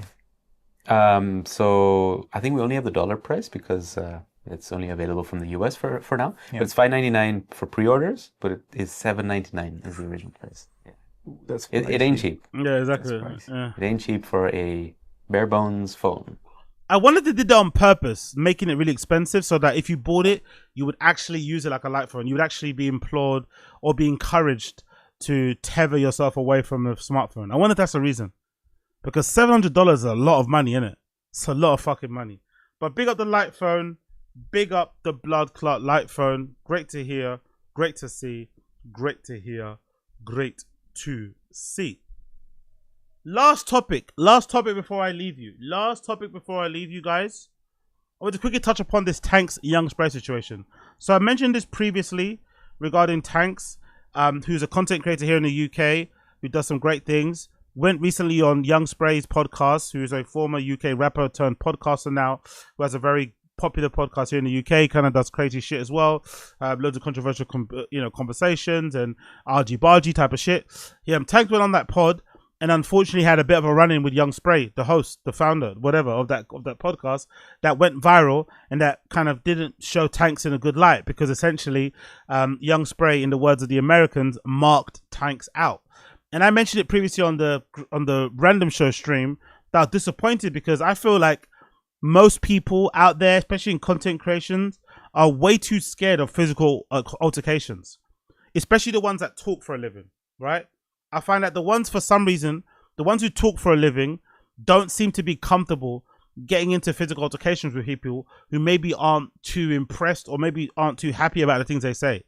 And I say that I don't think physical confrontations are that big of a deal, because the majority of people you're going to bump into can't fight anyway. So it's not as if you're going to get really hurt, you know? But if anything, your pride will probably be boosted. Your maybe image on social will maybe be boosted, and you obviously, I feel like as well, send a message to anybody else out there who maybe want to try you in the future that you not want to be tried with, if you do just decide to scrap.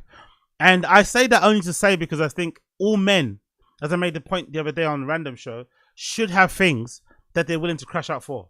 All men should have certain things that they're willing to crash out for, do a bird for, and whatever else it may be. And one of them for me, I mentioned previously, is cue cutters. And in some respects, I think other guys might have other things. Maybe it's if a guy says to you SMD, or he says to you, you know, SMM, or SUM, right? SUM, whatever, right? Or if a guy or somebody insults your girlfriend, your wife, or if somebody fucking, you know, kicks your dog, or fucking pushes your kid over. You have to have something you're willing to crash out for. And I think in this respect, if you're Tankz and you're getting spoken to by Young Spray in the way that he's getting spoken to in this clip I'm going to play, you should maybe crash out too. Even though you're not in the wrong, even though maybe Spray overreacted a little bit, you should probably just do it, because you know the clip's going to go viral. You know you're going to look a certain way, and you want to make people know that in the first instance of and you also want to send a bit of a message in the first sort of interaction, you know, you have with somebody that's a bit you know, combative. You want people to know that you have the ability to kind of go that place. You know, you have the ability to go there. But he didn't. Unfortunately, he let Young Spray speak to him in a certain way that I feel like was a bit unnecessary and whatever. And then the update on this is that Tankz went on another podcast with, I think it's Mike G. Is it Mike GLC? Or no, it's Pound Sterling. My bad. It's Pound Sterling. Winners Circle or Winners Talking, some podcast. I've got the name of it. It's a really good one. I do see the clip sometimes. I really do enjoy it. And that guy kind of gave him the reality check of what happened. Like, you got marked out, you got morted, you got punked out. It's not a good look for you. But this is the clip that went viral initially of Tankz being spoken to in a very disrespectful way by Young Spray. Then I'm going to play you Tankz's reaction to it when he went on Pound Sterling's podcast and how he was trying to cop please. So let's watch the clip that went viral initially, where Young Spray essentially doesn't take too well to Tankz saying that he was begging it when it came to his disses against gigs. This guy is dissing you on his new tune. Then I watched it. Who? Gigler, yeah. Right. Then I watched it and he really is. So I thought, raw. Now, but that makes me know how much I'm doing well. Because before you're ignoring, you're not taking, you're not, you know, because you report on things, you know, innit, what I'm saying. Yeah. You're ignoring everything. But I've done so many tracks. I've done a Talking the Hardest, my own Talking the Hardest. No one cared. No one weren't replying. I've done a diss tune every day for about a month. My mental health was through the roof. So was you begging it then, would you say? Begging what? Like begging it. Do you want to get beaten up? What do you mean? Because this is PTSD. What do you mean? Begging what? Like begging. Begging what? What do you mean? What do you mean? Like, are you trying to joke about something? What do you mean? Was I begging what? Is it serious? Was I begging what? Obviously serious. Because look at what I'm talking about. Was I begging what? Huh? Was I? What do you mean? I Was I said, begging what? I said like with the beef. I What don't do you know mean what's begging been what? in the Begging back what? of What it, was I innit? begging? Huh? What was I begging? Begging what? Was I begging what? Because you were making a tune Yeah, like but every what was I single begging? month. Was I begging it? Because what? Now you want you back, you for sure. Tankz was pushing his buttons because you were making the tune every single month. Were you begging it? Begging what? Begging what? Begging. Oh, but I don't like how close he's gumming to him. I don't like how he's putting his fingers in his face. I don't like how he's basically goading him, daring him to do something so they can start scrapping. I don't like it. Plus, you're a guest on his show. I think this is very disrespectful from Young Spray. I'm a big fan of Young Spray. Love RTM, but this is very disrespectful. If I was fucking Tankz, I would have walked off the show. Just walk off the show. This isn't worth it. This isn't worth it.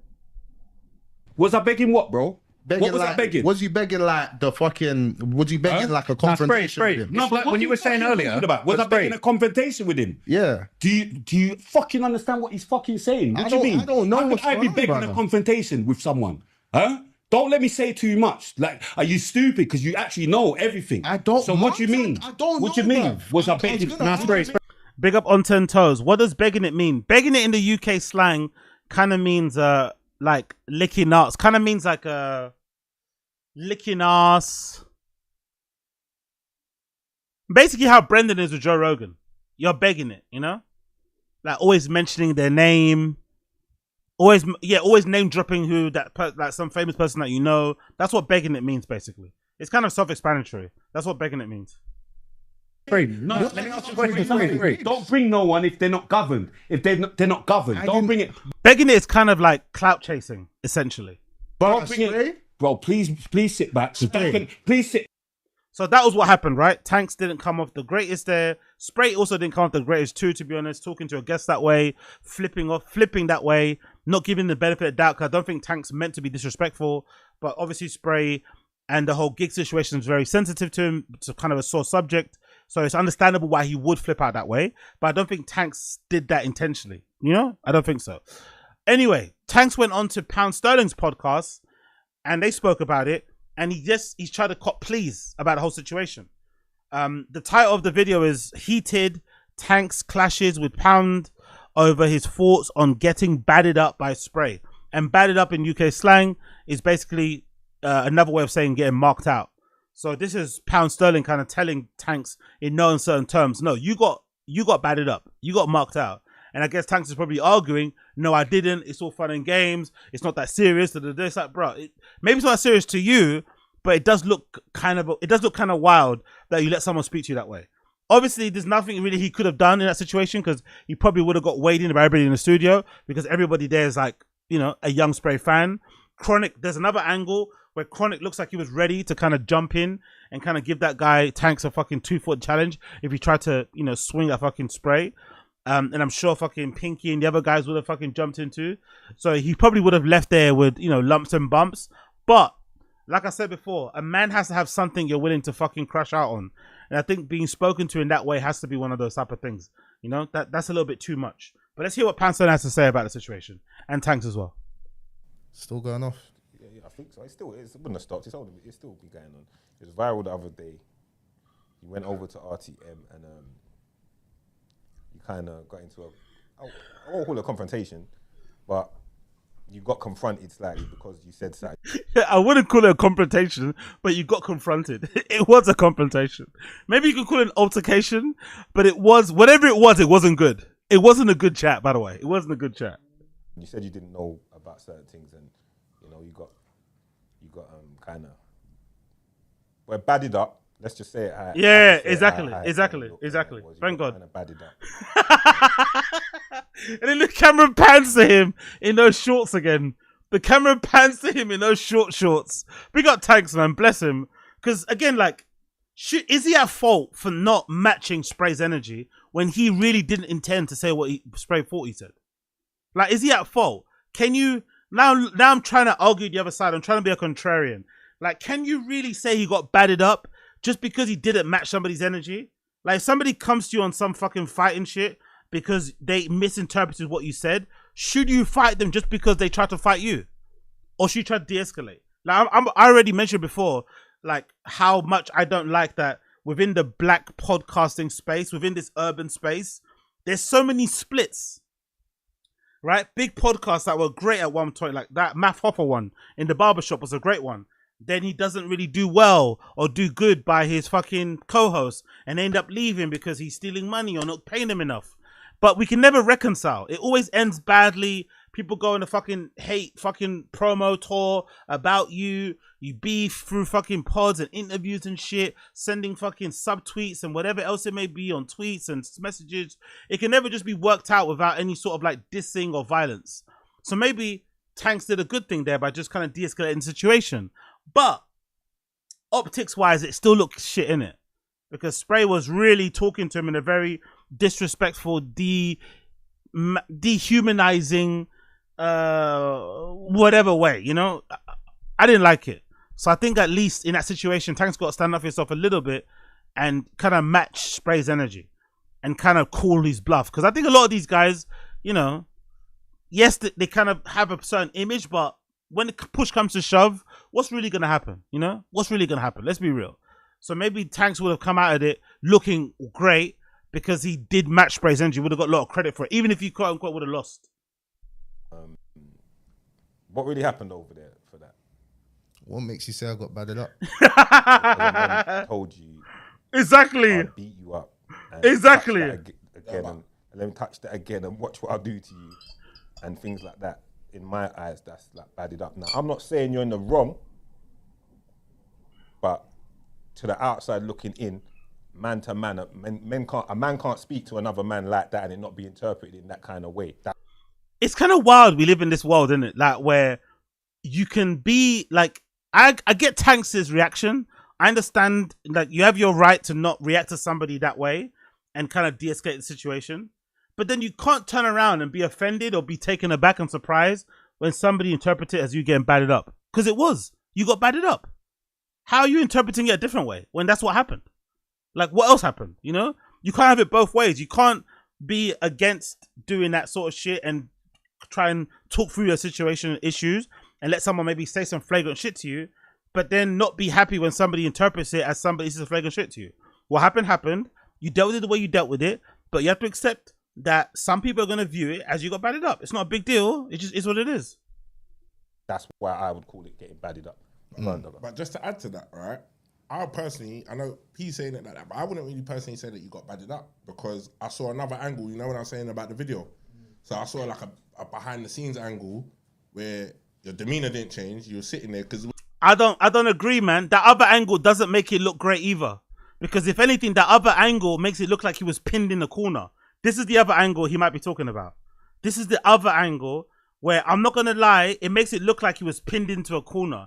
And Tankz didn't move a single muscle. His friend did. The guy in the white kind of scooted up and Spray told him to fucking sit back and not get fucking too eager.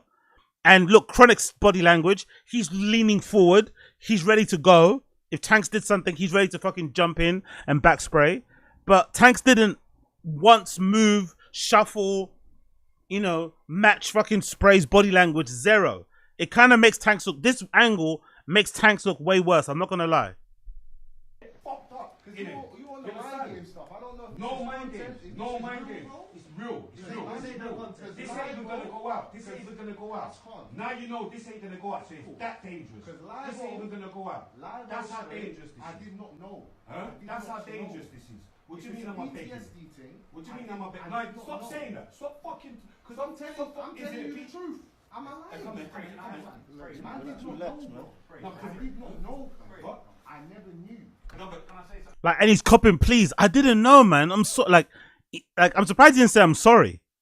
Like, he sounds like he's pleading his case, pleading for Spray not to hurt him. You know, I don't like that. I don't like that sound. It doesn't sound good because he did nothing wrong, man. Yes, he's being a bit cheeky. He was doing a little jokey joke, but it didn't warrant this sort of reaction from Spray. So I would have been more offended that Spray didn't give him the benefit. Like, if I was him, I would have been more offended he didn't give me the benefit of the doubt and immediately thought that I was thinking, you know, I had the worst intentions instead of just sitting and be like, I didn't know, man. I'm so, like, that's not good. Tankz didn't look good here. Because I just want to say something to Joe. I did not know Spray, bro. Man's not on that. I know this shit's real, bro. Man's not on that disrespect. Keep talking about PTSD. I did not know. Because you said that, bro. I did not know. Because the way you're acting, like, it's cool, fam. Man did not know, bro. I did not know, bro. I'm looking you in the eyes, a man telling you, I did not know. Oh, I don't like that. Ew. So anyway, that doesn't make him look good. I'm not gonna lie. That doesn't make the situation look good. That makes it look worse. When you watch it from the viral clips, you can only see my man talking to you. You can't really see you like how you're responding. So you know, like if a man's getting bad up and a man's moving all shifty and all of this, or that from the other angle, you're just chilling and you're still trying to get your point across. Do you get me? So I don't know. From your point of view, how did it come across to you? I'm not from that area of chilling to them talk. No, but I hear it. I hear you. At the same time, I'm not that at chill. the same time, man. But I hear you. I hear you. Pounds. I hear you though. Yeah, I hear you. Because a few of my brethren have even phoned me up and said like they're going mad. They're thinking like one of them probably sitting next to you thinking the same thing. You see, man, bro, I see it as bro. If you say you're gonna beat him, guys, they don't say they're gonna beat him up. Facts. Gonna beat you up. He's gonna beat him up. So, man, will beat you up, bro. Man, don't say I'm gonna beat you up. Leave it as that, bro. Yeah. That is a good point, though. That is a fair point. If you're gonna say that's why I think Tank should have matched Young Spray's energy.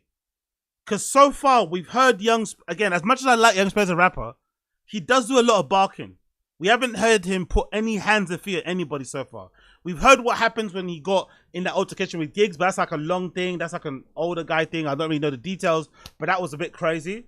But we haven't heard him put hands and feet on anybody so far. He talks kind of a big game. He's kind of boasty with his shit. He talks with a bit of bass in his voice, but we haven't really heard him put hands, feet, and elbow on anybody. So if I'm Tankz, I'm going to call your bluff. Because you're already like talking to me in a certain way. I'm going to match your energy and see where it goes. And be okay with what the consequences are. That's what you should have done. But just sitting there and letting the guy talk to you in that way and then copping pleas about, I didn't know. I'm looking at you, man. Like, come on, Tankz, man. Come on, bro. Come on. You get it? I don't need to say no more. You get it? Go on. Yeah, no, so as I was saying, I did like, what's it called? I hear what you're saying, and my brethren were calling me up, telling me like, yo, it's a bit mad and that. I hear that angle, but I was more confused. I'm just trying to calm this down. Yeah. Because I'm thinking, I'm confused because I actually didn't know what was going on there. Not what's going on. I didn't know the situation behind it. I didn't know who was associated to the situation. So I did. So if you watch when Spray was talking, like the way he was talking about it before that clip happened, the way he's talking about, bruv, you know what? I don't even want to. I'm high. I don't even want to. He's still scared. He's still scared, isn't it? He's worried about what he will say, and if Spray sees this, how he'll react. Oh, I don't know, man. I feel like people are too scared to get into confrontations, physical ones anyway. If you're in the business of talking shit online, and you say something that ruffles someone the wrong way, and they want to fight you, fuck it, have a fight. Whatever. You shouldn't need to. You should be able to kind of, say your words and kind of talk it out. But if they want to have a scrap, fuck it. Most people can't fight anyway. If you know a smidgen of fucking self-defense, a smidgen of fucking boxing, a smidgen of fucking Muay Thai, whatever, you'll fuck most people up anyway. Most people can't fucking fight. Like, it's not that deep. And if you get beat up, you get beat up. But at least you stood on your shit. At least you fucking stood up for yourself as a man. Like, getting mugged off like this is just not it. Honestly, I couldn't do it, man. I couldn't do it. Which is why I generally stay away from, controversial topics and pissing people. You know what I mean? I stay away from all that because I can't be in a situation where somebody, tries to step to me in a certain way and I have to then decide what I'm going to do. You know what I mean? It's like, because I know I'm always going to go for the bad route, because my pride and ego won't allow me to just sit there and let somebody say, do you want me to beat you up? Like, who are you, bro? You're not my fucking dad. I want to talk about this, bro. I'll be real. It's kind of unavoidable, though, because of the virality of it. I'm not even trying to avoid it. It's just I've explained it so many times. It's like, I don't even care, bro. No. What it is, I hear you because for me, yeah, I hear where you're coming from because it's a personal thing. And I don't even want to talk about it. I don't care. Okay, I hear you, but we're going to talk about it. The world's watching, but people are going to want to know. That's why I just said, you don't have to say nothing more. The world's watching. No, not that many. Just us in the UK. No one else cares about this stuff, to be honest. That's why I just said, that's how I perceived it. When I'm looking at it. I didn't take it personally. To me, that was, you know what I mean? Shit happens, bro. To me, yeah. I'm not saying I you're wrong. walked away without a finger being laid on me. That's what I'm saying. I'm not saying you're in the wrong. Oh, that's a bit disgusting. I walked away without a finger. No one beat me up. It's like, that's not a win. Come on, Tankz. That's not a win, bro. No one touched me, so I'm fine. So I'm okay with it. Okay, I guess. Honestly, I remember back in the day, right? Going to link girls in fucking Brixton. Going to link girls in Streatham. Going to link girls in fucking Peckham. Going to link girls in fucking Elephant and Castle. Back in the day when it was dangerous to go there. And everyone knew. I don't know what it was about those era, but you'd step outside of fucking Brixton Station. You'd walk up the stairs onto the fucking pavement. And you'd feel like everybody was watching you. And they knew it instantly that you weren't from there. Even though you would like pre-plan your route, you knew exactly what direction you were going in. You're gonna bust a right out the station, bust a left and go across the street, bust a left and the left. Like you knew exactly where you were going. You weren't even moving mad or like looking at your phone. People could still tell you weren't from there. One of the worst experiences I had was going to fucking South during a school trip. We went to South. I think we might have went to some gallery or some shit. And then we went to like a local shop. We went to like an area where there was shops and shit. And we were all in our uniform there getting lunch. And it happened to be the same time as lunch of other schools. And then other boys from other schools were there. And obviously there's a girls' school that was there too. Because I think South, there's a lot of like boys and girls' schools. And another girls' school was there. So all the boys from that school were trying to impress the girls from the girls' school by trying to hot us up that were from this other school. And obviously all the kids that I was, because unfortunately for me, even though I had a lot of friends from ends and shit, when it came to school, I was kind of smart. So I was always in the higher sets. But the higher sets aren't necessarily the ones where you have people that look like you, right? They're the sets where not a lot of people from ends are in. So I'm going on this class trip to South with a bunch of people who aren't on anything. And then you got these kids from South, from these schools, who are trying to impress the other girls from this other girls' school by hotting us up. You know, so I have to kind of stand my ground against all these kids on my own. And then the teachers who are there aren't understanding what's going on at all. They don't get the energy. They don't understand what's going on. So like, it's all this little microaggressions and shit happening. People walking past you a certain way, mumbling stuff underneath their breath, screwing you down. Like, god damn, man. God damn. That shit will teach you a lot. That shit will teach you a lot.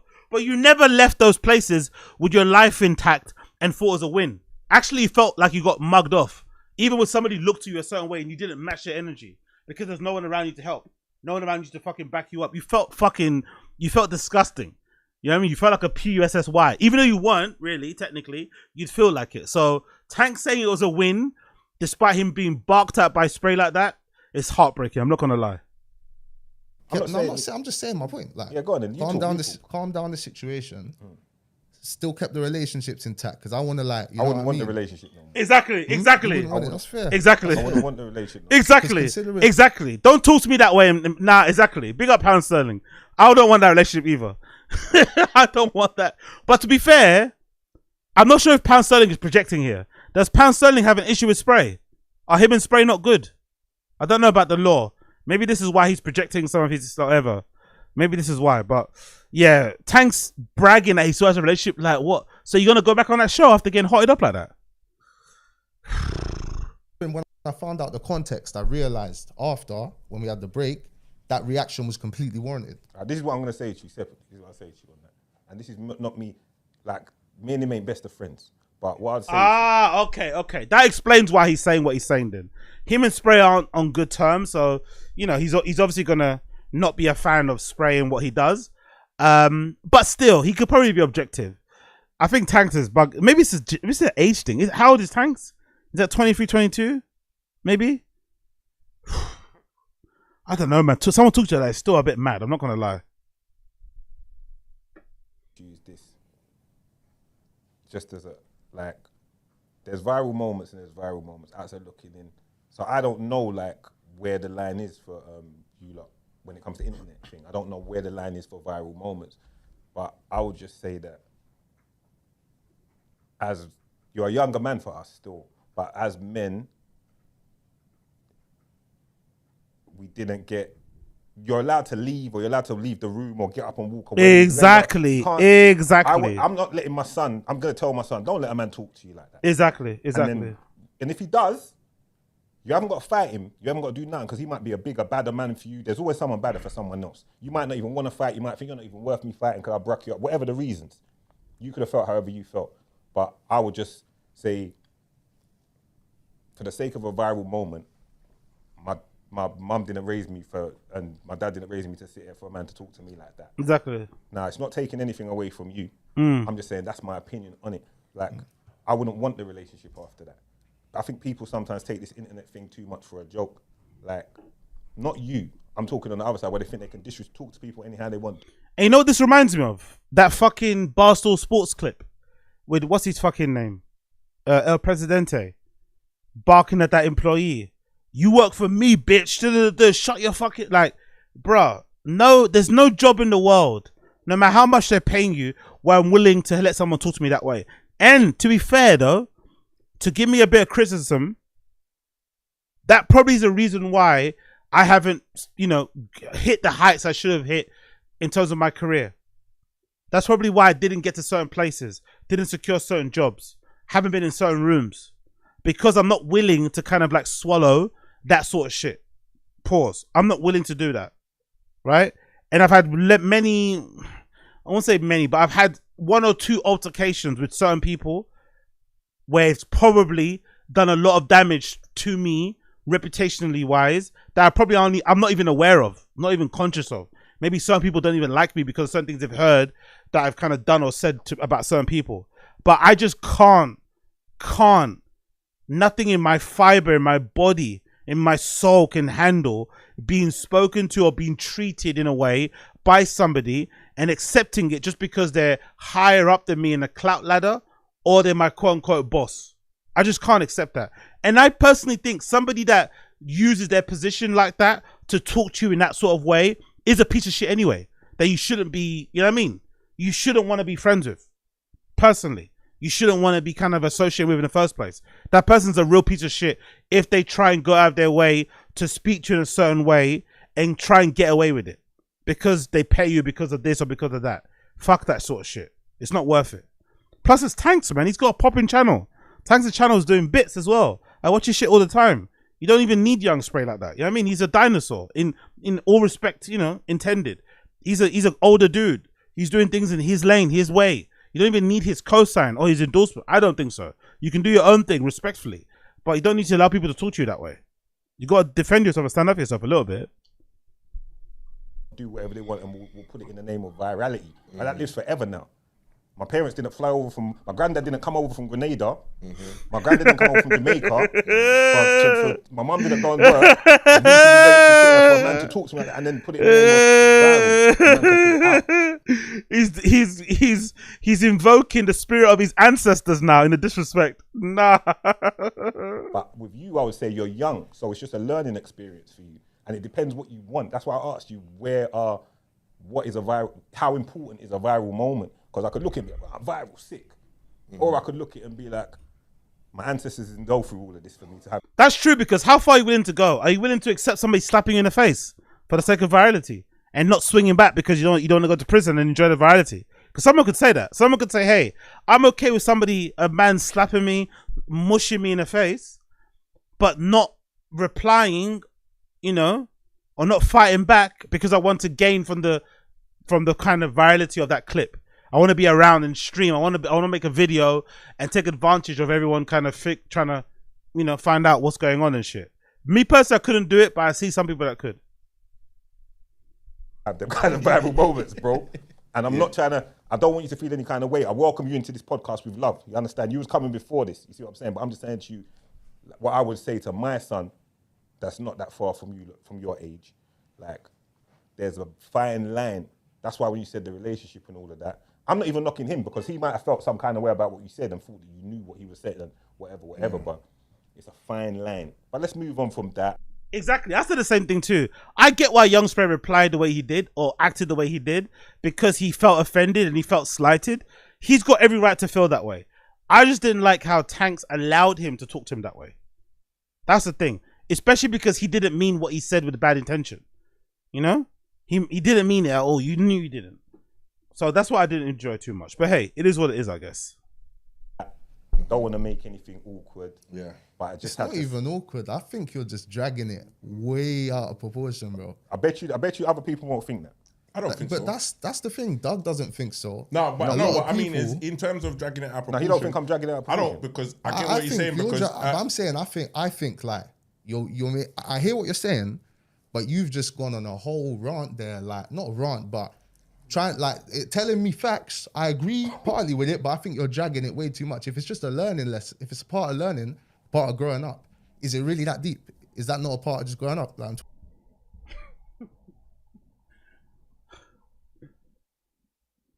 To be fair, maybe that's a good thing, man. Because I'm laughing, I'm thinking to myself, wow, bro. He's like justifying getting mutted. He's justifying getting marked out. He's justifying getting mugged off as a learning experience. Maybe that's a good thing, though. Maybe this younger generation, because they're not on smoke this the way that maybe we were, or because not every slight, maybe not every whatever should be met with aggression and violence.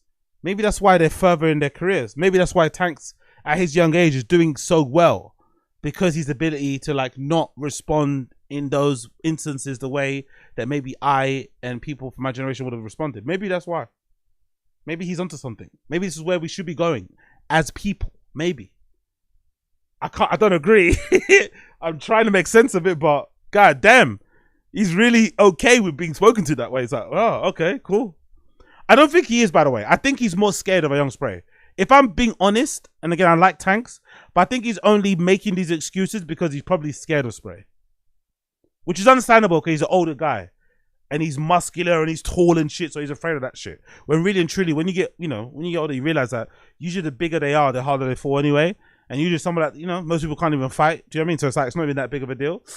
But I think he's probably more scared of Spray as opposed to like okay with what he said, 23. That's what I just said. So but I feel like you're making it way deeper than it is then, because it's just a learning experience, bro. Not Like, really. you But learn listen to from what I it. just said. No, wait, because it's not listen. really- Yeah, just Yeah, give it's me just perspective, bro. It's just perspective. I'm Because just at the giving end you of the day, what perspective. man's saying So I is, rate you now still. what he's I'm just saying giving you is perspective. that basically for the sake of a viral moment, would we allow ourselves to be disrespected on anyone's platform? That's what I'm saying For the to you. sake of a moment, or let's say like we got into an argument. By the way, Tankz is a smart guy. He knows what he's saying. Like I said, he just needs to be honest and say, look, I was scared. I was outnumbered. Just be honest. The truth is he was outnumbered. It was him against Spray, Chronic, that Pinky guy with the long locks. Like, he was outnumbered. Maybe Pinky wouldn't have. Maybe Pinky would have been a bit more, maybe he would have tried to de-escalate and break it up. But for sure, Chronic was going to put hands and feet on him. He was already itching. His body language was already like, getting ready. Spray was waiting for an excuse. He wanted Tankz to say something to kind of send him over the edge. Traplo Ross wasn't going to do jack shit. Maybe call the police. So he was outnumbered. He was fucked anyway. So I get why he didn't. He maybe calculated in that instant as a smart person. It's going to be me against 2 people. Me against maybe 3. Maybe 4. Maybe a cameraman might jump in. 5. But if it's me, I'm dying on my shield. You know what I mean? I'm not having guys speak to me that way. Make me back up into my chair. Make me plead my case. Tell me they're going to beat me up. All these sort of threats. Like, no. We can't have that. But I get why he didn't do it. He just needs to be honest and say, hey, maybe I was scared and I was outnumbered. That's okay. Or I was just kind of, caught off guard type of thing. Now, yeah, and let's say we got into a madness, it would never go out. Yeah, especially if we're going to be cool off the back of it. That's if you're my brethren. See, like you said, there's a relationship. That's an interesting point. That's an interesting point. Because Tankz did say him and Spray were talking quite well before the pod. In between the breaks and shit, they would talk quite well too. There'll be a break. I think they had a break after that little, dust up and shit altercation. And they got on well. So he's trying to say, if that was the case, and I was your friend, and it was a little, we had a little thing, I wouldn't have put that clip out anyway, or I wouldn't have put it out the interview. That's actually true. But again, Spray's not that kind of guy, he's COE, he's content over everything, so he's not going to do that. But I see the point they're making. Like, if Spray is actually your guy, and if it was like a misunderstanding, he wouldn't have put that clip out. He wouldn't have done you like that. But hey. For the sake of a relationship, that's what I'm saying about relationship. When you said, no, the relationship's still good. In the relationships I deal with and that we've come up off of, if you turn around to me after this and said, bro, you know what, man? Yeah, don't even put that out, man. It looks bad for him. I won't put it out because fuck a viral moment, dog. That's relationships. You see what I'm saying to you? That's what we're. So when you're saying I'm dragging it, I ain't dragging it. I'm just letting you know perspective, bro. Because you can't.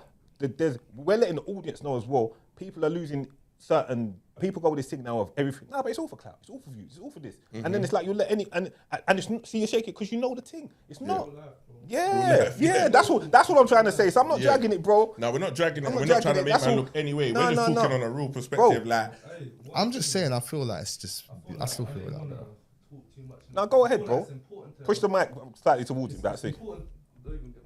No. This is just a mic. This is just a mic. It's important to get this in. Everyone's seeing it as they're seeing a video of him, cool, young spray talking to her, bro, like this. They're seeing that's disrespect, but he disrespected my man first, unintentionally. See, man, in that situation, I said to Broski as well. They'll jump and man's young spray, and man's thinking he meant that, bro. Man's crashing it, bro. Straight. Yeah. You get it, bro. That's real life. He done it unintentionally. So how else do you expect my man to react? That's why I said he's not wrong. Easy, you get it. So it's not a thing where You can't be wrong and you're saying you can't be wrong and strong. That's what you're saying. Tankz can't be wrong and strong. That's it. I mean, like he That's can't. no, but we get it. Because you made a mistake in the sense that you didn't understand this. That's fair. That friend is very wise beyond his years. That's a good point, to be fair. That's a good point. Like, how can you match Young Spray's energy when you honestly didn't intend for it to come across that way? You have to be, I mean, it's kind of, that's where my generation fails. That's our folly. That's our error. That ability to kind of switch and go mad off of, a misunderstanding, and crash out crazy when you're not even on that time, Like, I don't know, it happens all the time in clubs and shit. Someone steps on your foot, or whatever, they get fucking mad, and then you somehow go madder. Like, how? When maybe you're the victim, or maybe you're the unintentional fucking aggressor in that situation. Why not just be like, hey, I didn't mean that, man. Honestly, apologies. My bad. That doesn't happen. But if you do that, you feel like you're a mutt. You feel like you're a PUSSY. Yeah, maybe Tankz is right in the way he approached it, or the way he dealt with it. Maybe he's right, Maybe I got it completely wrong. Maybe Tankz is right. The situation, it's triggered my man. And then obviously off the back of it, you've had conversations and you've said, look, like you didn't know this, that, and you've let it slide and the relationship's cool after that and you moved on from it kind of thing. And that's how it's been left kind of thing, yeah? For me, it's because he said the PTSD thing. You know what I mean? If it's and now that I know the link, it's like, yeah, that is a PTSD thing. Yeah. So I can't even, so when I knew like, okay, when I clocked, okay, this is not even a joke thing, like I must have, because I'm autistic anyway, so it's like, it's hard for me, it's like I find myself saying, not picking the right word sometimes, or I might come across not how I want to come across. You know? Big up Tankz, man. I'm autistic. That's why man mutting me off. Oh, the tism allowed me to get marked out, man. The tism. Surely the tism should work in the opposite, It should actually help you, match that person's energy. But yeah, the tism caused me to get marked out. You know what I mean? But in that situation, even if, forget the situation, even me just saying that would have been nearly crossing the line, I reckon. Yeah. You know what I mean? I could understand how it went left. Yeah. Looking outside, I could understand how it went left. That's why I said, even when I was having when you said I was dragging it, I still even said in there, like, I can't totally wrong him for how he reacted. You can't blame someone for how they react. Everyone's entitled to feel how they want to feel about anything they want to feel. But anyway, 100%. Let's move on from that. Fair enough. Big up Pound Sterling. Dealt with it in a really good way. Kind of spoke to him like an older without much. That's the thing. A lot of older guys don't do this well. They're not able to speak to the young generation without coming across like they're lecturing, coming across like they're talking down, coming across like they're trying to mug them off again. I think the message was received in a real way. Like, look, I've got sons your age. I didn't like the way. I don't like the guy anyway, but I didn't like how he spoke to you. I didn't like how he reacted. And I would hope that you wouldn't let this be like a common, don't let this happen. Don't let this happen again, essentially. Stand up for yourself, especially if you did nothing wrong. Especially because if you did something wrong, fair enough, kind of expect the lashing. But if you didn't intend for it to come across that way, why should someone speak to you that way? I mean, it's not necessary. So big up Pound Sterling. That was good. That was fucking good. I really enjoyed that. I fucking enjoyed that. Big up Blood Clot Pound Sterling. Big up Blood Clot Pound Sterling. Anyway, that has been the Agostinho Zinga Show, episode number 915. Appreciate every single one of you for joining me. Thank you so much. If it's your first time, make sure you smash the like button, hit subscribe if you're watching it via the live stream. If you're listening via the audio side of the podcast, Obviously, leave me a 5-star review, pretty please, on all your podcast apps. That'd be greatly appreciated. Those of you who like the random show, that'll be happening later on tonight. There will also be a Patreon Tazz going out later today too, so keep an eye out for that one. It might be a long one. I've got some topics to go through, and yeah, man, I appreciate every single one of you. For the song of the day, I'm not going to play it this time because I keep getting copyright struck and my video is kind of, you know, where disappearing. So I'm going to just let you know what tune of the day it is I'm going to be playing for the audio listeners only. The song of the day will be this new release, courtesy of this artist called Impérieux. Impérieux, I don't know how you pronounce it. Impérieux. It's a new EP just dropped on Hessel Audio called Fena EP. The track that I'm going to be playing from this particular EP as my kind of song of the day will be number 2, Sickomode. Track number 2, Sickomode, kind of tying with the whole Travis Scott Pusha T theme of this podcast, will be from the Fena EP from the artist called Impérieux, and the track is called number 2, Sickomode, from the EP Fena EP. That's what I'll be playing it from. You can check out the EP on Bandcamp and all other streaming platforms and shit. It's a fucking banger on Hessel Audio. That'll be my song of the day. Thank you for tuning in to the Agostinho Zinga Show, episode number 915. Appreciate every single one of you, and I'll see you the rest of the day. Thank you for tuning in. Take care. Be well. Take care. Be well. Peace.